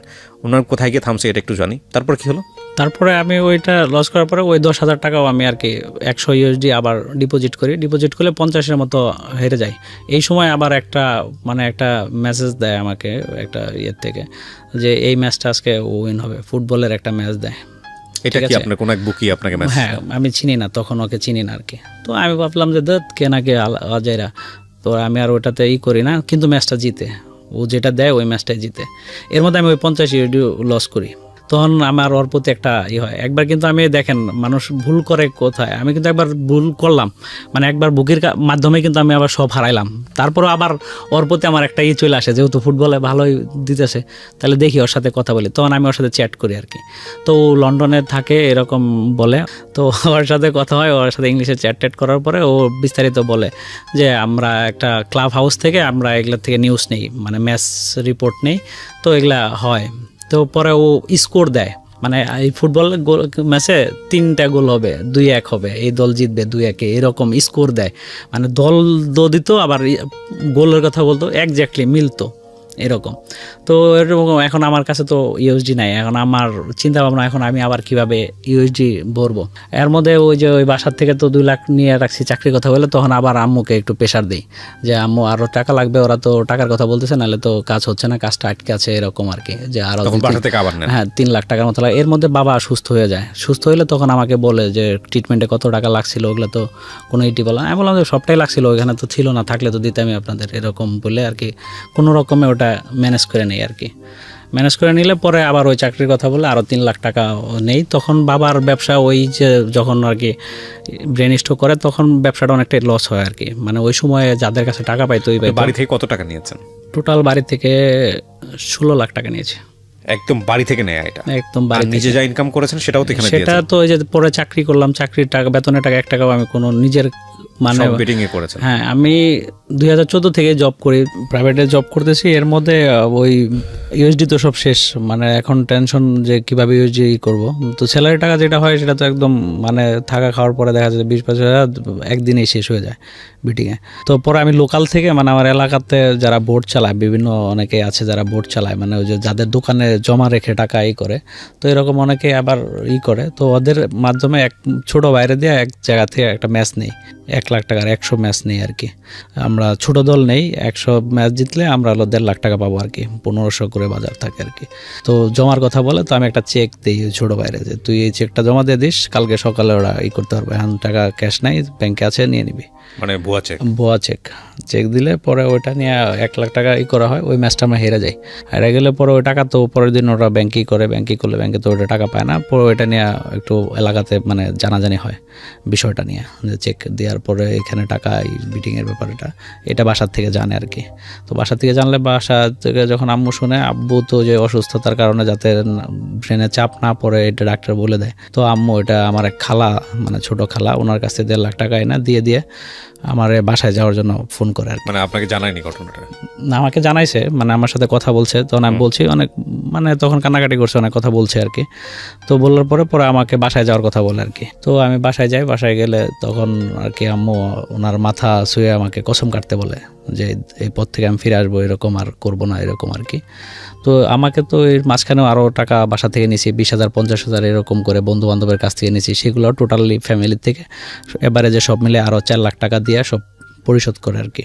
সব ঋণগুলো পরিশোধ করলে পরে তারপর আমার জিজ্ঞেস করে আম্মু একান্তভাবে যে আর কোনো টাকা পয়সা কেউ পায় কিনা, থাকলে একবারে বলো, একবারে পরিশোধ করে দেবো, এরপরে জানি আর কখনো এই ধরনের কথা না শুনি। বাবার এই অবস্থা, ফ্যামিলিতে তুমি বড়, তোমার কাছ থেকে ছোটরা শিখবে, সব কিছু মিলে মানে আমাকে বোঝানোর চেষ্টা করে। তো আমার ভিতরেও ওই কাজটাই করে যে আসলে তো ঠিক, আমি তো এতদিন ভুল পথে হাঁটছি, এরকম একটা চিন্তা ভাবনা তখন তৈরি হলে আমি তখন আর কি আইডিয়া করে মানে 1,70,000 টাকার কথা বলে দিই বাসায়। মানে এটা আপনার ছিল নাকি আপনি টাকাটা নিলেন? নেব, মানে এখানে ছিল 60-70,000 টাকার মতো পায় আর কি আমার কাছে। আর কিন্তু আমি বললাম আর কি যে আরো 1 লাখ, হ্যাঁ বেশি করে বললাম যে আমার 1.5 লাখের একটু বেশি আছে, 60-70,000 টাকার মতো, তাহলে এটা দিলে মোটামুটি সব ক্লিয়ার হয়ে যায়। তো আম্মু একটা ব্যাংকে থেকে লোন করে 2 লাখ টাকা লোন করে আপনাকে টাকাটা দেয়। কারণ ওই আমাকে টাকা দিতে দিতে বিজনেসের টাকাটাও তো অনেকটা শর্ট পড়ে যায়, বাবার বিজনেসটা কমে যায় আর কি, এরিয়াটা কমে যায়, বিস্তার থাকে না আগের মতো।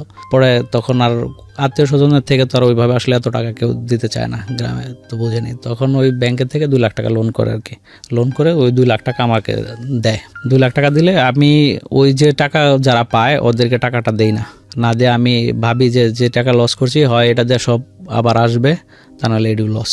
আমি কিন্তু তখনও যে আম্মুর সাথে কথা দিছি যে আর খেলবো না, বিটিং করবো না, কিন্তু তারপরেও আমি আবার এই কাজটাই করলাম।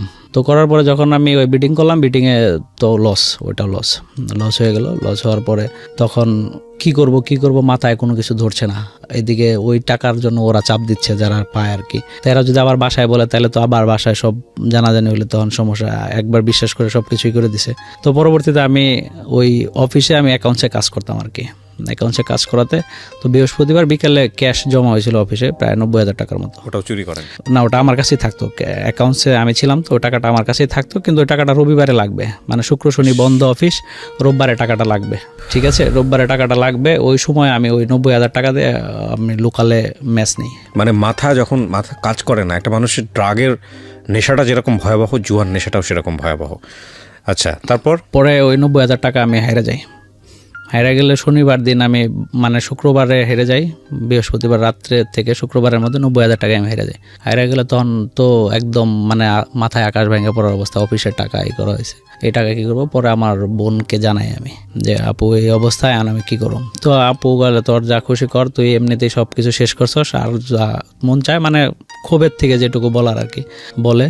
তো তখন আমি ডিসিশন নিয়ে যে আত্মহত্যা করবো, এই মুখ আর কারো দেখাবো না, মানে আপনি সুইসাইড করবো, এরকম একটা ডিসিশন নিয়ে আমি বাসায় SMS দিয়ে আমি মোবাইলটা বন্ধ করে দিই। কি ভয়ানক! তো বাসার থেকে সবাই টেনশনে পড়ে যায়, কারণ জানে যে একটু জেদটা বেশি, ছোটোবেলার থেকে ও যদি কিছু করে ফেলে, এরকম একটা তাদের ভিতরেই হয়, আতঙ্কিত হয়ে পরে সকালবেলায় আমার মা ওইখানে আসে, আমার এক মামাকে নিয়ে আসলে পরে অফিসে কথা হয়। অফিস তো রবিবার দিন আর কি, রবিবার সকালে তো অফিসে ওই টাকাটার ব্যাপারটা জানে আর কি, যে টাকাটা আমার কাছে নাই। তো করে এই সময় আর কি আমার আম্মুরা আসে পরে সময় নেয় যে কালকে পরের দিন আর কি, সোমবার দিন টাকাটা দিবে আর কি, আর আমাকে নিয়ে যাবে আর কি। পরে আমাকে রিজাইন দিয়ে পরে ওইখান থেকে নিয়ে এসে পরের দিন পরে রিজাইন দিয়ে নিয়ে আসলে পরের দিন অফিসে ওই টাকাটা দিয়ে দেয় আর কি। দেওয়ার পরে আমার যে মোবাইল ছিল ওটা সব আম্মুকে দিয়ে দিই। এখন অ্যান্ড্রয়েড ফোন আর ধরি না, 2 মাস হতে যাচ্ছে আর কি। 2 মাস মানে লাস্ট 2 মাস আগের ঘটনা? হ্যাঁ, লাস্ট 2 মাস। দ্য থিং ইজ দ্যাট আপনারা জানেন কি না, আগের কয়েকটা সিক্রেটস এরকম যে ঘটনাটা ছিল, এই অ্যান্ড্রয়েড ফোন তারা ধরে না, যারা এখান থেকে বলে অ্যান্ড্রয়েড ফোন ধরলেই মনে হয় যে ওখানে ঢুকে যায়, মানে নেট চালাইলেই মনে হয় যে আহা একটু যেয়ে দেখি কি অবস্থা, 2 টাকা ইনভেস্ট করে দেখি, এবং তারা এটা একদম ডিটাচড হয়ে যায় এখান থেকে। এখন আর অ্যান্ড্রয়েড ফোন ধরি না, এই নর্মাল একটা সেট ইউজ করি আর কি। আর বাবার সাথে বিজনেসে সময় দিচ্ছি। চাকরি বাকরির জন্য কয়েকটা হয়েছে বাবার পরিচিতর মাধ্যমে, ওই দেখা যায় 18,000-20,000। কত টাকা লস করলেন? ওই বাসার থেকে নিয়ে সব মিলে 18 লাখ টাকার মতো। 18 লাখ টাকা লস করেছেন? বাসা থেকে 14 লাখ আর ওই বিজনেসের 4 লাখ। এইটা তো আপনি কন্টিনিউয়াসলি লস করেই যাচ্ছিলেন, তারপর আপনি কেন ইনভেস্ট করতেন? নেশা, শরীর মানে কেমন জানি লাগতো, এমন আসক্ত হয়ে গেছিলাম, মানে অফিসে কাজ করতেছি তা এক হাতে মোবাইল চাপছি, ঘুরতেছি মানে ফ্রেন্ডদের সাথে ঘুরতেছি, আমি মোবাইল চাপছি, মানে বিটিংয়ের সাইটে আছি। সবাই বলতো এত মোবাইল কেউ চাপে, এরকম সবাই বলতো আর কি, যে মোবাইলে কী করছে। তো বাসার ফ্যামিলি সবাই দেখতো, ভাবতো যে এমনি হয়তো নেট ইউজ করি, ফেসবুক মেসেঞ্জার এগুলা, কিন্তু আমি তো থাকতাম ওইটাতে।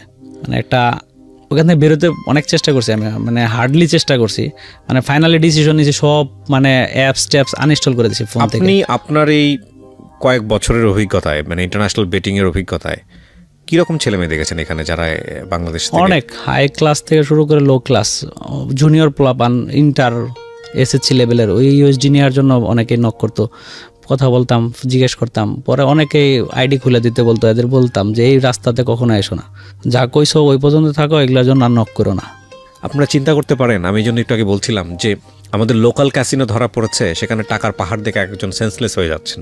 তাহলে এই যে আমাদের টাকা, দেশের হাজার হাজার টাকাগুলো, কোটি টাকা, হাজার হাজার কোটি টাকা, এটা ডলার হয়ে বিদেশে চলে যাচ্ছে এইভাবে।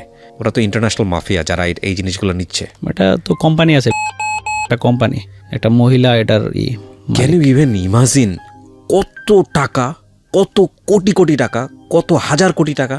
এটা বন্ধ করা যায় না? সরকার স্টেপ নিলে চাইলে বন্ধ। সরকার মাঝখানে স্টেপ নিয়েছিল বলতে, যে এর থেকে এই ওয়েবসাইটগুলো যাতে না হয় সেগুলো বন্ধ করে দিয়েছিল, মানে ওয়েবসাইটে ঢোকা যেত না, কিন্তু তারপরের দিন থেকে আবার অল্টারনেটিভ লিঙ্ক দিয়ে দিয়েছিল, মানে অল্টারনেটিভ লিঙ্ক আছে, হ্যাঁ ওই যে অল্টারনেটিভ লিঙ্ক মোবাইলের আছে, এগুলোর মাধ্যমে আজকে অনুষ্ঠানটা শুনলেন তাদেরকে আমি প্রথমেই বলে নিয়েছিলাম যে আমি এমনভাবে অনুষ্ঠানটা প্রচার করব যাতে করে কেউ যাতে এই জিনিসগুলোর সুযোগ নিতে না পারে। সুতরাং উনি একদম খোলামেলা বলেছে, কিছু ওয়েবসাইটের ঠিকানা বলেছে, কিছু বলেছে, সেগুলো আমি এখানে মিউট শব্দ ব্যবহার করে দিয়েছি, আমি প্রচার করিনি, but it is available right now. এই অনুষ্ঠানের মাধ্যমে সাধারণ মানুষকে সচেতন করতে চাই। প্রথম কথা হচ্ছে যে উনি শুধু চাকরি হারিয়েছে তাই না, ওনার কনফিডেন্স লেভেলটা কতটা জিরো হয়ে গেছে। আপনারা একটা জিনিস চিন্তা করে দেখেন, একটা মানুষের কনফিডেন্স লেভেল যখন জিরো হয়ে যায় তখন এই মানুষটার ঘুরে উঠে দাঁড়ানো খুব মুশকিল। উনি অ্যান্ড্রয়েড ফোন ব্যবহার করেন না এখন, এবং এই 18 লক্ষ টাকা একটা মধ্যবিত্ত পরিবারের জন্য অনেক টাকা, অনেক টাকা। এবং কি পরিমাণ এক্সট্রিম লেভেলে চলে গেলে একটা মানুষ সুইসাইড করার প্ল্যান করতে পারে, তাহলে আপনারা এই জিনিসটা চিন্তা করে দেখেন। And it is not the case. আমি একজন মসজিদের ইমাম পেয়েছিলাম, আপনারা যদি ঢাকা এফএম ইউটিউব চ্যানেলে যান ওখানে দেখবেন একজন মসজিদের ইমাম, তিনি পর্যন্ত ইনভলভ। উনি যখন 2 লাইন তেলাওয়াত করেছেন, আমি হা হয়ে শুনছি আল্লাহ তাকে কি সুরেলা কণ্ঠ দিয়েছে। ওই ঘটনার একটা লাইন আমার মনে আছে, যে মসজিদে সবাই নামাজ পড়বে শুক্রবারে জুমার নামাজ, পাওনাদারের সংখ্যা এত বেড়ে গিয়েছে যে আমি জুমার নামাজ ফেলে পালিয়ে গেছি। উনি ওই জুমার নামাজ পড়াতো ইমাম। এবং তাহলে বোঝেন যে এটা কি পরিমাণ সংক্রমক। হ্যাঁ, আমাদের এই বিষয়গুলো নিয়ে কাজ করতে হবে, আমাদের অনেক বেশি কাজ করতে হবে। শুধু লোকাল এই যে ক্যাসিনো ধরলে হবে না, আমাদের ইন্টারন্যাশনাল এগুলো থামাতে হবে, আমাদের ছেলেমেয়েদেরকে বাঁচাতে হবে, আমাদের পরিবারদেরকে বাঁচাতে হবে। And please be hour. এখানে শুধু সরকার চেষ্টা করলে পারবে না, আমাদের নিজেদেরকেও সচেতন হতে হবে। অনেক কষ্টের টাকা, হ্যাঁ, এই টাকাগুলো যেন আমরা বাপের টাকা এইভাবে যেন অন্যায় পথে না পারাই। এবং আজকের এই এপিসোডটা শুনে 10 জন মানুষও যদি থেমে যায়, যারা এই কাজগুলো করতেছিলেন তারা যদি থামেন, তাহলে আমরা বলতে পারবো যে আজকের এই এপিসোডটা সাকসেসফুল। আমি ধন্যবাদ জানাই যে আপনি নিজের আইডি, নিজের ফেস অনেক কিছু হাইড করে হলেও আপনি পাবলিকের সামনে কনফেস করেছেন, এবং আমি বিশ্বাস করি যে আজকের এপিসোডটা শুনে অনেকে স্টপ হবে। তো শেষমেশ কি আর বলার আছে যদি 2 লাইনে বলতে বলি? আসলে বর্তমান তরুণ প্রজন্ম এটার প্রতি অ্যাডিক্টেডটা বেশি, মানে সব ক্ষেত্রে। মানে আমি তো দেখছি, মানে আমার নিজের এই 7-8 বছরের অভিজ্ঞতায় যেটা বললি আর কি, যেটার সাথে সম্পৃক্ত অনেক, বাংলাদেশে কম করে হলেও কয়েক লাখ আইডিয়া আছে, কয়েক লাখ, ঠিক আছে। সব এই টাকাগুলো আর এইখানে খেলে কেউ আর্ন করতে পারে না, মানে যতই লাভ হোক চলে যাবে, কারণ এটা এমন একটা নেশা, যতক্ষণ ইউএসডি থাকে ততক্ষণ স্টেক করতেই মন চায়। সেটা যে খেলা, এমনও গেছে যে আমি খেলা বুঝি না, হর্স রেস হইতেছে, মানে ঘোড়ার রেস খেলা হইতেছে, আমি জেনে না কোনটা ভালো কোনটা খারাপ, কিন্তু ইউএসডি আছে, মারতাম আইডিয়া করে যে এটা মনে হয় জিততে পারে, দেই এটাতে, এইরকম মানে হতো। বাস্কেটবল কোনো টিম জানি না যে এই টিম কেমন খেলে, ভালো খেলে না খারাপ খেলা হচ্ছে, মানে ক্রিকেট ফুটবল নাই, অনেক সময় ক্রিকেট ফুটবল খেলা নাই শরীরের মধ্যে, কিন্তু তখনও মনে হচ্ছে যে এটার মধ্যে স্টেক করি, এরকম হইতো। আর এখন তো গ্রাম পর্যায় থেকে শুরু করে শহরে যেখানে ক্রিকেট খেলা হয়, সেখানে আপনার এমনি নর্মাল যে খেলাগুলো হয় এগুলোর মধ্যেও বাজি হয়, 4,000, 5,000, 10,000 টাকার নিচে ম্যাচ খেলে না এমনিতে যে খেলাগুলো হয়। তো এমনভাবে এগুলো আসক্ত হয়ে গেছে। আসলে এটা সরকার যে পদক্ষেপ নিয়েছিল, ওই ওয়েবসাইটের লিঙ্কগুলো যদি টোটালি বন্ধ করে দিতে পারে, মানে নিচেলারি স্কিল থাক, কিন্তু আদার যে সাইটগুলো আছে, বিডিং সাইটের 8-10টা সাইট আছে বাংলাদেশে অ্যাভেলেবল, ওই বিভিন্ন চ্যানেলে অ্যাড যায়, খেলার চ্যানেলগুলোতে অ্যাড যাওয়ার কারণে এটার প্রতি আসক্ততাও বেশি আর কি মানুষের।